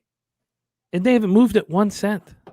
They've not moved it at all. With all the money coming in, not just the money, but all the tickets coming in on the over too. It's very, Jim, we're not seeing rainy conditions around 3 p.m. So 3 p.m. So now, what is that? I don't know how this weather report works on here. It says 3 to 5 p.m. There's a 65% chance of rain in Mufsboro, Tennessee. So I think rain is definitely going to be potentially an issue here halfway through the game. I think the weather reports I was going minute for minute. And I was like, it's going to stop as soon as at kickoff. I don't think it's going to be raining. Nick Reinhardt on the over 54.5. If this keeps moving, all these people back in the over, And Might be a first half under and full game under, honestly. oh, I am saying that Superbook is reporting. Let's see what Superbook has here for that total. So Superbook's hanging in the 54.5. 4.5. And they have 70% of tickets on the over, but 73% of cash on the under. And they opened up 54.5, brought it up to 55, then dropped it to 54. And now back 54.5. I'm going to take some time on this one. So wine time on Middle Tennessee plus 4.5. Let's talk about game 2. We got another one here in Conference USA. We head over to Robert W. Plaster Stadium in Springfield, Missouri.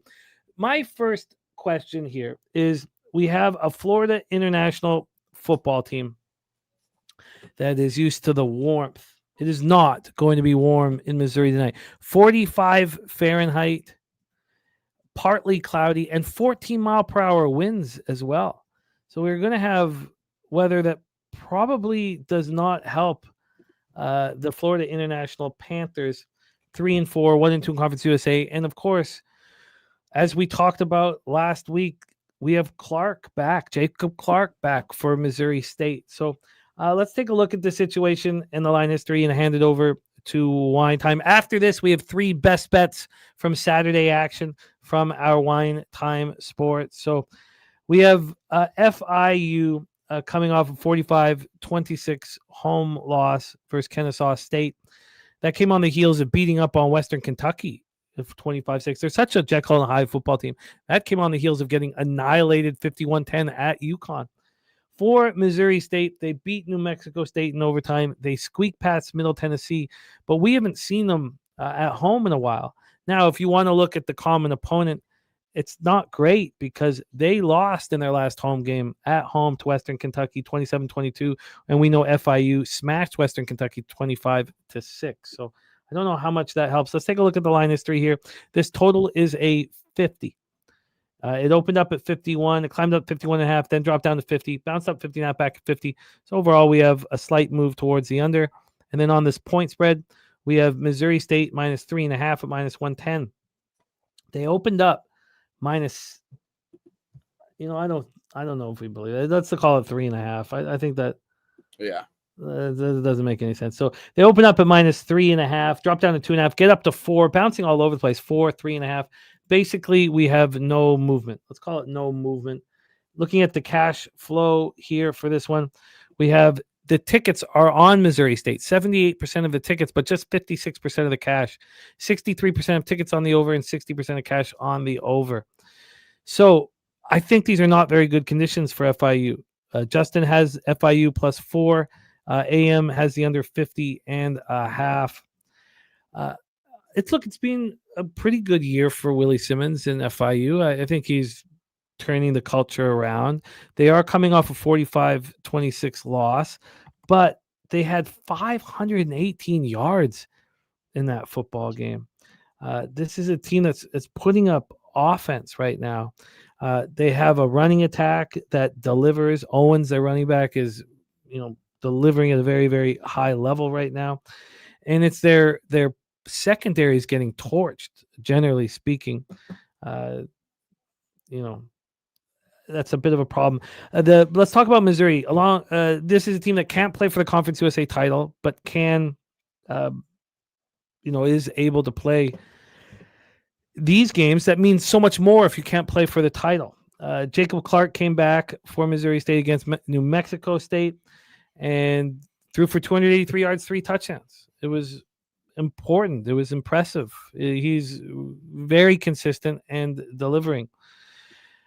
So that is our situation here. Florida International, Missouri State. Wine Time, take it away. I want to go on Florida International here in this spot. I like the quarterback, Keon Jenkins. I mean, this guy's been their 3-year starter. He's a junior, recruited coming into FIU, and he's been here. He's never transferred. He's been pretty consistent throughout his whole career. Not necessarily the most flashiest kid out there, but I mean, a 22 touchdown to 8 interception ratio last season, nearly thrown for 3,000 yards. A little bit of a struggle so far this season. I just want to make sure. Let me pull this up here. Yeah. He hasn't been throwing the ball a whole lot. The last game against Kennesaw State was the game. I mean, he threw the ball 36 times. That was the most times he's thrown a ball all season long. Missouri State, you mentioned Jacob Clark coming back here. I don't know. I like FIU here, though, on the road. You mentioned it, Willie Simmons. I like what he's kind of built over here. I think they're doing a good job. They've got a really good running game in Keyshawn Owens. This kid's from Miami, Florida. Really fast kid at 5'10", 210. He's got 118 carries right now, guys, for 124 yards, averaging 7 yards a carry and 7 touchdowns. This kid's a beast. I expect him to go out there and have himself a game, and I think they're going to rely on the run game in this one against Missouri State. I think the market's kind of telling in this too as well. Just looking at it right here, Missouri State, 78% of cash and 56% of money on them. But yet this line's not really moving. If anything, I think we might see some threes pop up here for FIU at any point now. Which will make me want to get on FIU maybe even a little bit more here. I'm close. I think I'm going to pull the trigger on FIU in some kind of way. I think their run game is going to be able to be good. And I think as long as their quarterback doesn't make too many mistakes, which he hasn't been necessarily known for in his career. Don't get me wrong. Jacob Clark's been very consistent over there, coming over from Minnesota. He's a guy that's 6'5", 230. He's got a big stature. He's got a big arm. He can definitely make all the throws on the field. I think that this line's kind of telling here. Getting those 3.5 points with FIU is the only way I can go. These weekday games, I've been looking a lot at the market, and it's really been helping. I think when there's only a couple games on, you can really focus in on the market and the X's and O's, but the market a little bit more. And I think that's what I'm going to do here. I think I'm going to move on FIU in some sort of fashion. Right now, I can get a plus 3.5 at minus 110.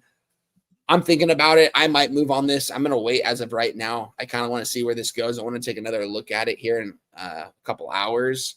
So I will tweet it out if I do move on it, but I'm pretty close to moving on FIU plus 3.5 minus 112. I think they can win this game outright.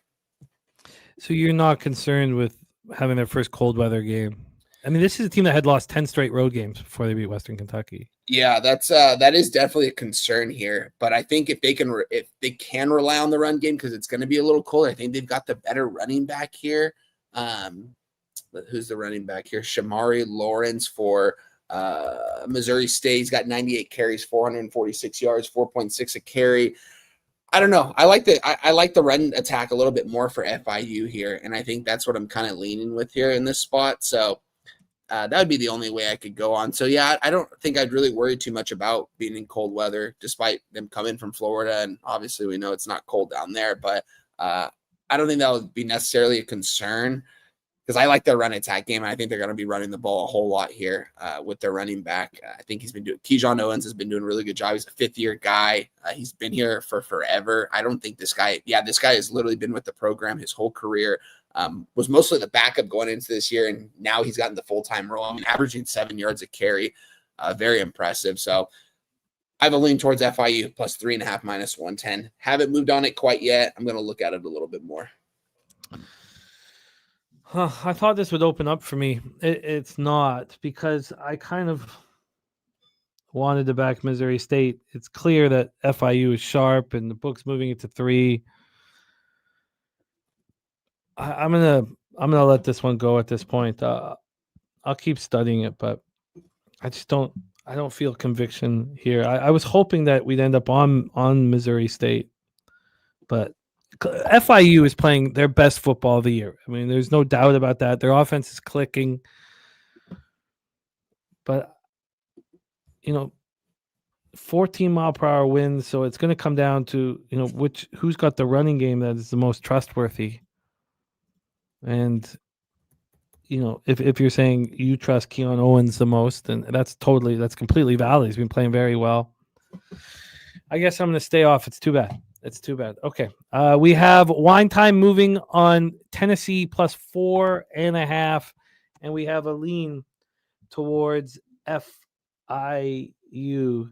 And that is where we stand for Wednesday night college football action. We move on to Saturday. It is Best Bets Saturday here for our guy, Wine Time Sports. And we start in Champaign, Illinois.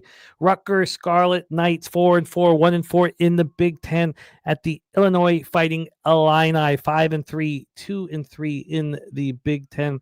Illinois coming off that 42-25 loss at Washington. Rutgers snapping that losing streak, getting a Big Ten victory in their 27-24 win at Purdue.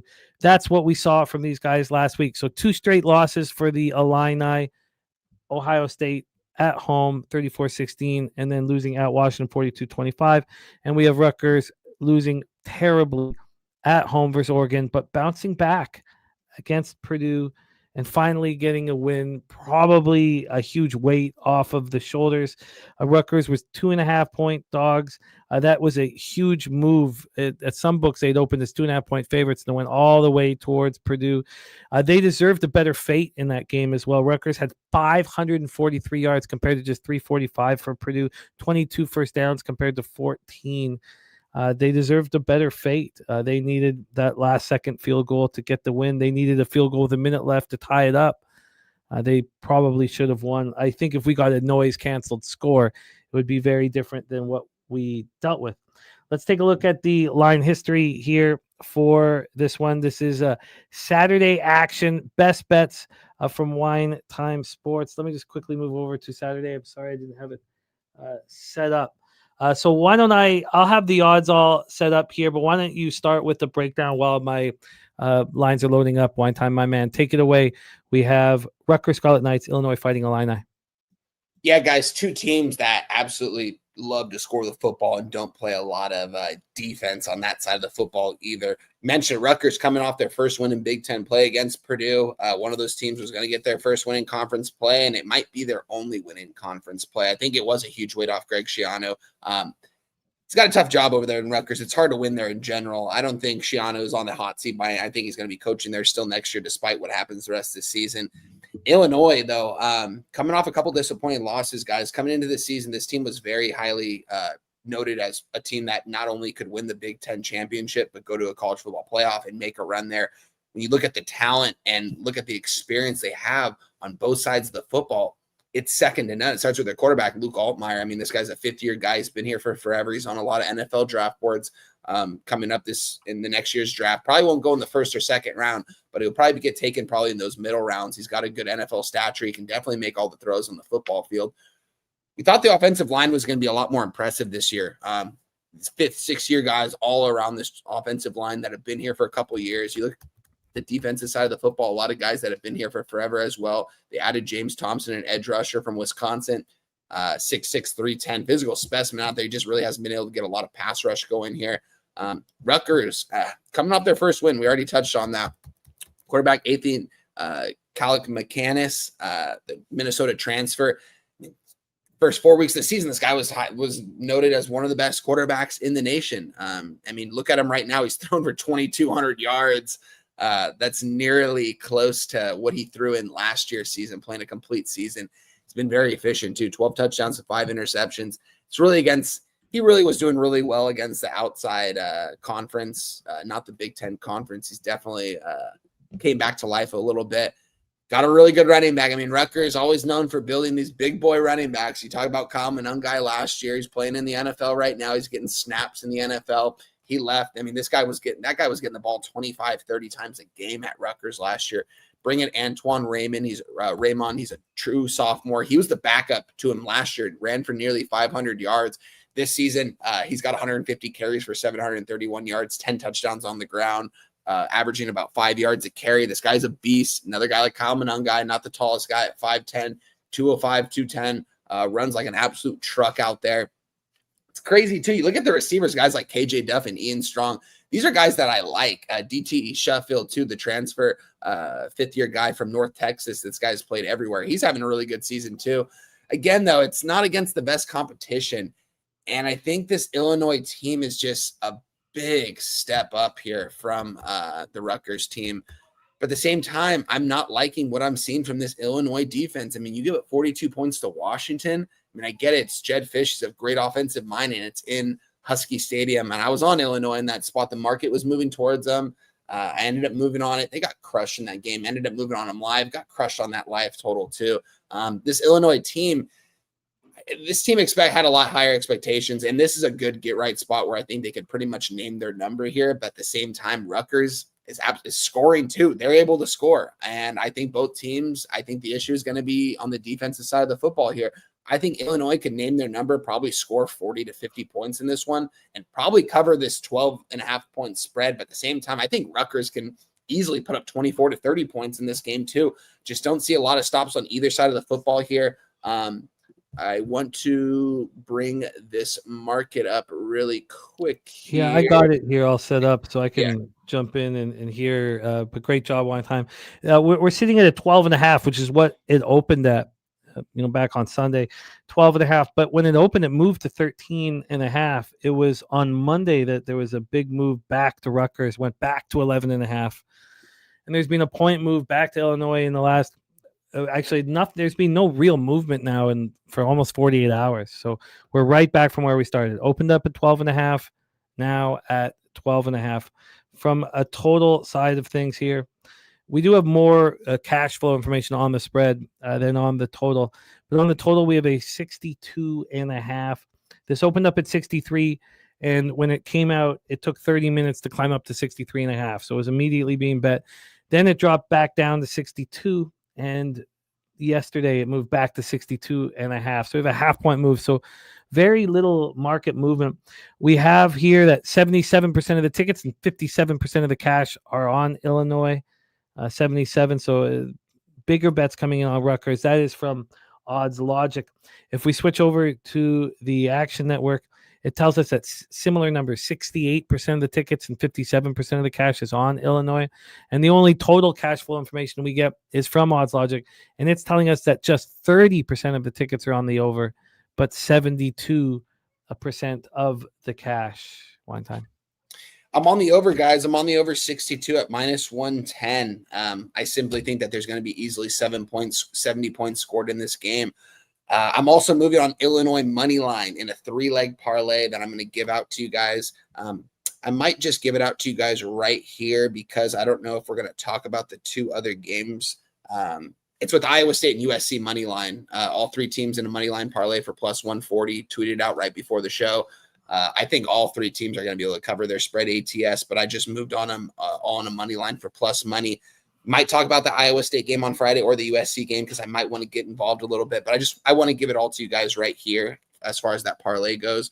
So it is Illinois money line, USC money line, Iowa State money line at plus 140, 3-legger. We don't do a lot of it, but I thought we had a good edge in that spot, so I went ahead and took it. We're also on the over 62 at minus 110. I think this game easily gets 70 points here. I know Rutgers is going to go score, but I know Illinois is probably going to be pissed off after coming off 2 losses where I think they thought that they should have probably beaten Washington. I think they had the better team in that game. It was a hostile environment at Husky Stadium. I get it, but Illinois' chances of I think their chances of getting into a Big Ten title game are close to none now, but at the same time, they're not going to give up. I like Brent Bielema. This guy never gives up. His team always is going to go out there and play for him. He's an offensive line type of guy.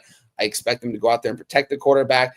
But at the same time, I just think both teams are going to be able to score. And I think Illinois wins this game absolutely because this is a game where you just need to have in conference play. If they took a loss here to Rutgers, this would not be good for this program, wouldn't be good for the head coach, wouldn't be good for the players. Everything would probably turn south. So I'm on Illinois money line and I'm on the over 62. And, I can understand Cappers looking at this and seeing value with the 12.5 with Rutgers, but we saw Illinois in a somewhat similar, not quite as egregious situation, but they went to Indiana and got annihilated. And what did we do? We backed them against USC. Yeah. They beat USC outright, a really good football team. Follow that up by beating up on Purdue. Then they lose 2 straight games. I don't want to also that they lose to Ohio State. They have the bye week. They put it all on the line against Washington and lose by 17. This is an angry group. And even though I think it probably is maybe too many points, I do not want to test Illinois here when they're off of 2 straight losses. Again, Rutgers finally getting their win, having a little bit of pressure off. So, but Wine Time, over 62, and Illinois as the first leg of a 3 team money line parlay. Let's roll on to our next spot on the board for Wine Time Sports, and it is a big one. Two teams coming off their bye weeks and very, very talented squads. We have Georgia Bulldogs 6-1, 4-1 in the SEC, and a Florida Gators team that has disappointed a lot of people. 3-4, 2-2 in the SEC, and this is at Everbank Stadium, also in Jacksonville, Florida. So the world's largest cocktail party. 68 Fahrenheit, sunny, 3-mile-per-hour winds. It's absolutely perfect. Georgia coming off beating Ole Miss at home 43-35. It looks a little better after what we saw Ole Miss deliver last week. And then we have Florida at home taking out Mississippi State. That was really important for Florida. Now, they were 9.5-point favorites. They didn't cover. They're not looking very good. Mississippi State outgained them. I get it, but they got the win. It was important. They're coming off the bye week. Let's take a look at the line history here and then hand it over to our guy, Wine Time Sports. So line history-wise, we have a total at 50, a flat 50. It opened up at 50 and has not moved. It's been 3 days sitting there at 50 at the book I am looking at. And then on the point spread here, we have, let me quickly get back there. On the point spread, we have Georgia -7 at -120. They opened up at -7, -105. It was the look ahead. They gave us the look ahead, even though neither team was playing, so it's not really look ahead, but it was before last week's action. Then it moved to 7.5, and it stayed there for about 48 hours and back at 7. Now this 7 is juiced at -120. So overall, we've had 15 cents of movement towards the Bulldogs at this number. And when we get into the cash flow for Georgia, Florida, we have 75% of the tickets and 94% of the cash on the Georgia Bulldogs. And this is not moving off of the 7. It is an expensive 7. Let's see if we can get some more information here on a different site. Maybe one we don't trust quite as much. Here we get information on the total. 77% of the tickets and 60% cash on the under. And on the point spread, we have different story here. Very different. 47% of the tickets on Georgia and 58% of the cash. So it does depend on what site that you are trusting here. Let's see if Circa will give us any numbers here. And they do. Circa is saying that they opened this up at 7.5. And that at this point, 75% of the tickets and 94% of the cash are on Georgia. And they've moved it down a half point to 7, which is telling me that Florida is alive to cover here. It's alive enough for us to bet. Take it away for us, Wine Time. Bulldogs, Gators in Jacksonville. Yeah, old Billy Gonzalez taking over as the interim head coach for Florida. Watched his presser on Monday. And he came out and he said, look, we're going to change a couple things on offense, and we're going to make things a lot more easier for DJ Lagway. And that's not throwing the ball downfield. That's getting the ball to your playmakers. Guys, if you look at this wide receiving core for Florida, this is one of the best wide receiving cores in all of college football. And two of these guys are true freshmen, 5-star guys in Vernell Brown and Dallas Wilson. These guys coming in here, I mean, Billy Napier, not Gonzalez, was always able to recruit since he got the Florida job. I mean, it just kind of comes with the job. I mean, it's easy to get guys to come to Florida. You got a bunch of money, NIL money. You got some of the top-end facilities, probably the best facilities in all of Florida, if we're being honest here. I like that they brought in J. Michael Sturdivant from UCLA. I thought UCLA used this guy very misused him a lot in his couple years at UCLA. This guy could be running track. This guy has every tangible. He's got great route running. Just you got to get the ball in this guy's hand. Guys like Eugene Wilson, a guy that was really good last year, is kind of taking a step back at the slot wide receiver position. It's just because you're not getting these guys the ball in open space, and I think that's what it's going to benefit DJ Lagway. I think they're going to change some things up and get the ball to their playmakers in open space. Guys like Vernell Brown, guys like J. Michael Sturdivant, run the ball with Jaden Baugh, get the ball to him in open space. This guy's 6 foot 230. This guy is an absolute animal out there. This guy's going to be playing running back on Sundays in a couple of years, probably in 2 years. This guy's going to be a really high draft pick. I think this guy's got He's a good running back over there, and he's really young. This whole team is young. I mean, DJ Lagway, true sophomore. Jaden Bogg, true sophomore. Two of their starting receivers, true freshmen. They've got so much talent they've got to use, and I think this is a perfect spot to attack Georgia. Georgia's defensive line has taken, I've talked about it week in and week out. I honestly don't know how this team is 6-1. I mean, it's got to be Kirby Smart, because from a personnel standpoint, I mean, these guys have taken a big step back on the defensive line. Don't like a lot of their pass rushers. This is one of the worst defensive line units we've ever seen from Georgia in the Kirby Smart era. Offensive line, I mean, they're starting a true freshman at right guard right now because they have just so many injuries on the offensive side of the football.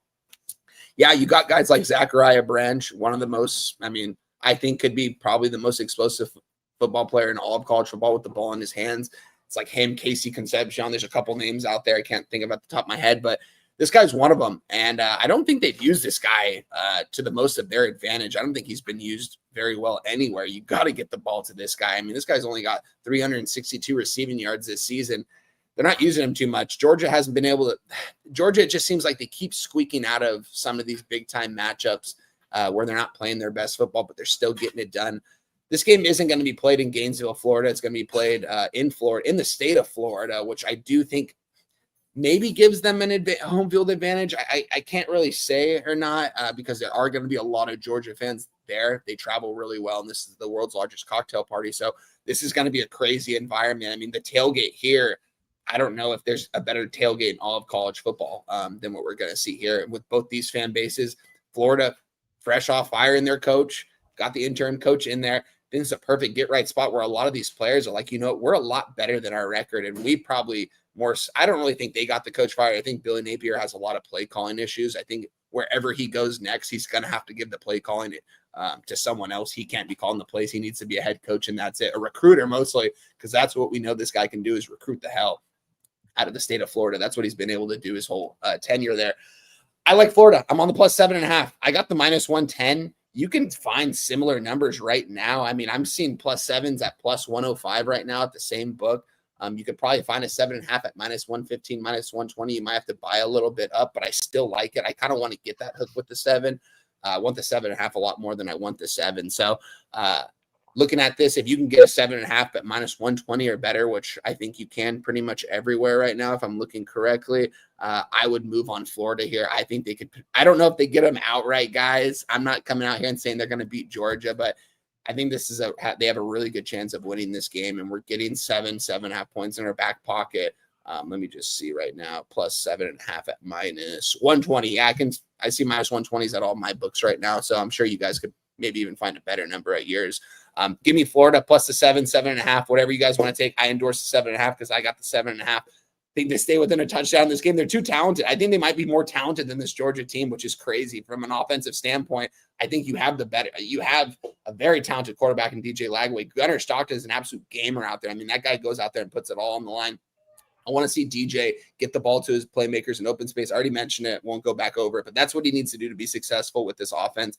Offensive line is going to hold up for him because they've got a talented offensive line, and this defensive line from Georgia hasn't been able to put a pass rush against anyone in the SEC this season, and I don't see that changing here against a good offensive line unit that Florida has. So shout out to my guy Stacks. I know he's a Georgia guy, so shout out to you, my guy. You know, it's all in the cap. It's just from what I've seen. I backed this Florida team quite a bit this year, as you guys have known. We've cashed on some spots and we've lost on some spots. This is a spot where I think it's Florida. Give me on plus 7.5 minus 110. Do you think that backing Florida correlates with the under, backing Georgia correlates with the over? I would think so. Yeah. What's the market saying on this under right now? It's not moving. It's not moving. Has not moved off of the 50. And I assume when Georgia is playing that the over is going to be bet. I just always assume that. Yeah. Here, we're not getting information on the total at our main site through Odds Logic, but we're getting here at Action. They're telling us 77% of the tickets and 68% of cash on the under, which I think will change drastically when the rec bettors come involved and start. Maybe it won't. Maybe they just don't care about the rec bettors, and maybe they're not betting enough. But it's just Georgia games. I mean, look at these totals. I mean, if every game Georgia plays skyrockets over this total, except for that game at Auburn and the game against Alabama. You know, I guess I take it back. I guess I'm just sort of fixated on the 78 points that were scored against Ole Miss. Maybe that's just an outlier. Well, yeah, Florida's got. I mean, I will say one thing about Florida is they have a good defense. I mean, from a talent perspective, I mean, if you look at this roster, it's just this team is too loaded to be 3-4 right now. I mean, things should have gone a whole lot different of a way if they had a different offensive play caller. I think the defense has not been the issue. It's just been the offensive play calling. The fact that they're changing that, I trust. It was the play calling, because the personnel they have sending out there on the field every single week is second to none. Like, there's not much more talented wide receiver core in the country than Florida has right now. And two of those guys are true freshmen. They're 5-star guys, though, ultra talented with the ball in their hands. I think you got to use them to their strengths and do that rather than force the ball downfield and throw the ball vertically downfield, because it hasn't worked yet for DJ. We have wine time moving on the Florida Gators plus 7.5. And at this point, I am interested in joining. I'm also interested in the under. We have Kyle Fields leaning towards the under 50.5. AM saying he believes this total is on point here. And Kyle Fields also saying probably a Georgia second half line. Halftime adjustments will show the coaching differences. Let's head over to Manhattan, Kansas. Bill Snyder Family Stadium, home of the Kansas State Wildcats. 4-4, 3-2 in the Big 12. We have 50 Fahrenheit, light rain, 9-mile-per-hour winds, and they welcome the Texas Tech Red Raiders, who got back to business a week after watching Hammond at quarterback. They get back to business. They beat up on Oklahoma State 42-0, and there was more Hammond, but Griffiths was in there as well. It's quite different than the Texas Tech offense that we saw earlier in the year. We also have Kansas State coming off of a very, very impressive 42-17 victory at Kansas, keeping the rich tradition of beating up the Jayhawks alive, much to our chagrin. That was off of the bye week. They beat TCU at home 41-28. It feels like the season is being turned around in front of our eyes. Can they carry that momentum against the Red Raiders? Let's take a look at the line history and hand it over to Wine Time Sports. It's another one popping off here at 3:30. We have Texas Tech minus 7.5. Very similar line to the one we just worked with. They opened up at 7. It quickly went to 6.5. And then 4 hours later is back at 7. And then the next day, and this is Monday, it moves to 7.5. So it's 7.5. And that's where it is right now. Since it's moved to 7.5, there's been a slight move towards Kansas State. But that is our situation. 7.5 juiced towards the Wildcats. When we get to the total for this one popping off at 3:30, we have a 52.5. This one opened up at 53, dropped to 52 in 11 minutes. 10 minutes later, back up at 52.5. And then it doesn't move. Then it just sits there. So it's basically where it opened. Taking a look at the cash flow here. No, it's not. It's not spelled like that, that's Nate. But now I feel like they should spell it like that. Excellent work, as always, from Nat's name. 64% of tickets, 62% of cash is on Texas Tech, 50% of tickets on the over, and 67% of cash on this over. Take it away for us, Wine Time. Red Raiders, Wildcats in Manhattan, Kansas. You guys want to hear a crazy stat? I have bet every single Kansas State game this season, whether it's on them or against them. It goes back to Iowa State, where we were on Iowa State, goes to Arizona, where we're, it just back and forth spots where I'm either on them or I'm against them. Last week, we took it on the chin with Kansas as a first loss back in the, well, we were on them. We're on Baylor in that spot actually against Kansas State, and Kansas State did cover that. So that was another loss I took. Those are the only two losses I believe I took Arizona in that one game though, and they lost outright. Okay, so correct me, but I backed every single Kansas State game this year. You guys, it's probably because I like talking about Cleatless Joe Jackson out there taking over the running back one job over Dylan Edwards. They still got a nice 1-2 punch over there. I like their running game. I like their wide receivers. I like Jaron Tibbs. I like Jerrilyn Bradley. I like Jace Brown. All these guys are really talented. Going into this season, I mean, this Kansas State team not only had like Big 12 hopes, but like potential college football hopes. A lot of people were saying this is a sleeper team in the Big 12. They were going to make a run if they get to the Big 12 title and win that game. They're going to go to the college football playoff. I heard some people talking about that, and I understood it. They had a pretty talented team out there, and they just took some really rough losses. Iowa State, they took that loss in Ireland. Again, Iowa State was fully healthy, so that's when Iowa State was actually good. They took the loss to the military school. I believe it was Army. It's hard to prepare for a triple option. Like, they claimed that they had practiced it for multiple weeks, and it didn't look like it when they went out into the field. That was another bump in the road. But outside of that, I mean, this Kansas State team isn't bad. I mean, wins against TCU, wins against Kansas, the most impressive one, in my opinion. You go into Lawrence, Kansas, not only beat these guys, but you blow these guys out from start to finish. This game was not close. Like, the score was 42-17. It was very much the final score was how this game went. A lot of Kansas's other losses, the score didn't really necessarily indicate that. This game did. Kansas State outplayed them from start to finish. They wanted it more. Avery Johnson's getting a little bit more comfortable. Don't like this kid. I have never been a big fan of Avery Johnson, but you can't hate on what the kid is doing right now. He's passed for nearly 1,800 yards, 15 touchdowns, a 2 interception ratio. We know what he can do running the ball. He's got 66 carries for 255 yards and 5 more touchdowns on the ground. I mean, this kid's a gamer, whether we want to make fun of his hair. You know, he's a surfer kid playing football. He kind of reminds you of Trevor Lawrence out there. This kid's a gamer. I mean, there's a reason why Will Howard he got forced. He didn't just transfer to Ohio State. He was forced out of Kansas State because they went to him and said, you are going to have to compete with this kid who's coming in as a true sophomore when you're a redshirt senior. He fled town, won a national championship, and got drafted in the 6th round.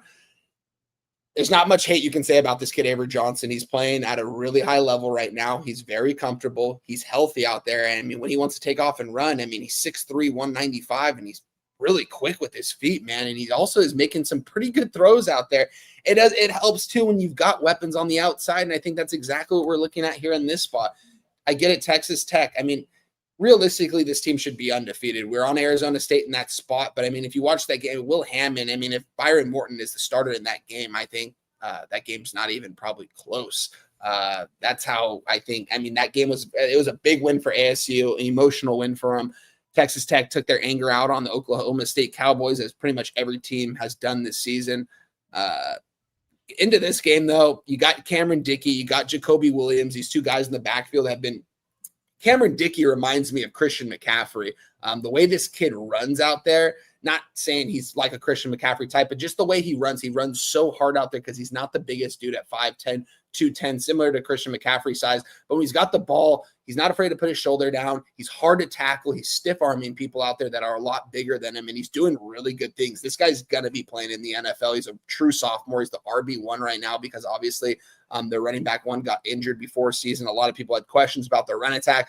Can't have questions anymore because they still have 2 really good running backs back there running behind a really good offensive line.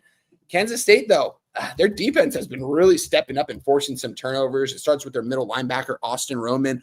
This guy's going to be getting drafted probably. If he wants to lead this year, he's probably going to go in the 2nd or 3rd round. He might want to stay another year and see if he can improve his draft stock. But this guy's a side-to-side linebacker out there. He's good against the run. He's good when you put him into pass protection. He's sideline to sideline. I like everything he's doing. And I think you're playing in Kansas State. It's going to be a 2:30 start for them out there in Manhattan, Kansas at Bill Snyder Family Stadium. This place is going to be sold out. This team is still 3-2 in conference. They went out, they run the table and live with the consequences and see if they can get into it. I don't think they get into a Big 12 title at 8-4 by no means, but there's still a chance. And I don't think this team's going to give up. I think Chris Kleiman is too good of a coach not to give up here. I've talked smack on him at times, but I mean, you can't deny what he's done over these last couple of years with this program. So I like Kansas State. I got the plus 7.5, -110, and still find 7.5s around right now. I think Tech probably ends up winning this game by like 3 points, but you're giving me a touchdown and a half with Kansas State. I think they could potentially beat these guys outright. They're going to get the best effort for them. I know they're coming off a big emotional blowout win against their in-state rivals. That was the one downside about this, Cap, when I was looking at it. I was like, that's my only thing about this game where it doesn't really line up for me, is that I would have liked to see Kansas State lose to Kansas and then back them here and probably even get like a 9.5 at that point. But I still think 7.5 is a good number, and it's kind of telling. Manhattan, Kansas is never an easy place to play, and we know they play their best football at home. I think Chris Kleiman's going to have his guys ready to rock and roll. Give me Kansas State plus 7.5, -110. Kansas State plus 7.5 minus 110. Your expectations of Morton back in the saddle again here. Do you think it's only been he was in that game October 11th. It's just the 29th, the 18 days. Not like he's been gone for a long time. It feels like he's been gone for a long time, but he hasn't been. What's your expectation of Morton here? Yeah, I mean, I think that's another interesting thing too. Yeah, I mean, he hasn't played in a couple weeks. I mean, this guy is a fifth-year senior out there. I mean, he knows the offense better than anyone on the offensive side of the football. So I do think he might have some early on struggles here. It's going to be whether if Kansas State can force turnovers. I mean, if you guys watched that game against Kansas, they were just able to force turnovers in Kansas's own territory and able to capitalize when you have easy field position. Byron Morton, not a guy that really turns the ball over too much. I mean, 13 touchdowns, 3 interception ratio. Haven't seen him in a couple weeks, though. I think that I like Byron Morton. I think he's a good quarterback. I just think that Kansas State is going to go out there and probably give their best effort. They know they have to at least they got these guys coming into town. I mean, what's Texas Tech ranked right now? What are they? 13. They got the number 13 team heading into town here. Fans are going to be sold out for this game. It's a big game because if Kansas State loses, they're obviously completely out of it. They're still going to try to fight for a bowl game. I don't think they ever give up, but it just seems like 7.5 points is too much for me. Market wise in this game, do you have anything on odds logic for the side in this for market wise? Yeah, we have everything here for this one. We have 64% of the tickets, 62% of the cash on Tech, 50% of the tickets, 67% of cash on the over. Love to see that. So public is coming in on Tech right now. I'm seeing it now 64, 62. And we're seeing are we seeing sevens anywhere right now, Jim? Yes. Yeah, I love this Kansas State spot. Kansas State's a team I like to back at home. I think they play a lot. They play their best football at home. You got the number 13 team coming into town. You want to take care of business. You want to give your best effort in this one. My only thing was coming off the rivalry game. I don't like backing teams really coming off a rivalry game where they blow another team out, especially on the road. But I just think this Kansas State team has taken a turn. I don't think a lot of people have really noticed that quite yet because of their 4-4 record. But this team is a lot better, I think, than their 4-4 record. Kansas plus 7.5. Kansas State plus 7.5. What juice was that? Let me double check. I believe it was minus 110.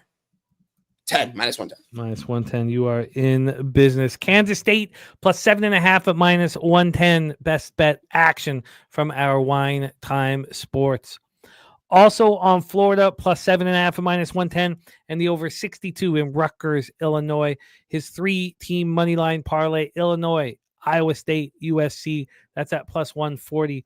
And tonight he's on Middle Tennessee plus 4.5 at minus 110. Wine Time, let's do a review of action in other sports. Excellent work, my friend. As always, Wine Time Sports delivering the goods. I'm going to pop his X handle here in the chat. Please support our guy, Wine Time Sports, as selfless as they come. Wine Time, your NBA action followed by your MLB action, my man. Yeah, let's get right into NBA, guys. Houston Rockets -5. Paid a little juice at the minus 120. Just bought it down a little bit because I wanted to get that 5, so I got in at the minus 120. Also on the Boston Celtics money line at plus 150. Minnesota Timberwolves -7, minus 110. And then we are on the Grizzlies Suns over 241, minus 110. Bulls -5, minus 110. Indiana Pacers +6, minus 110 there. And that, I believe, it concludes my NBA action. I don't think I'm missing anything there. Yeah, that's everything. And then we're going to go right to, you already mentioned Middle Tennessee +4.5, minus 110. Let's go to MLB, guys. Let's go to Game 5 of the World Series here between the Toronto Blue Jays and Los Angeles Dodgers. I moved on the series price at plus 160 and on the Blue Jays, and I moved on them full game at plus 180 here.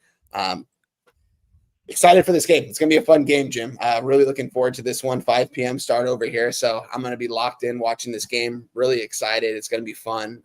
Moved on. You guys heard my college football action, guys.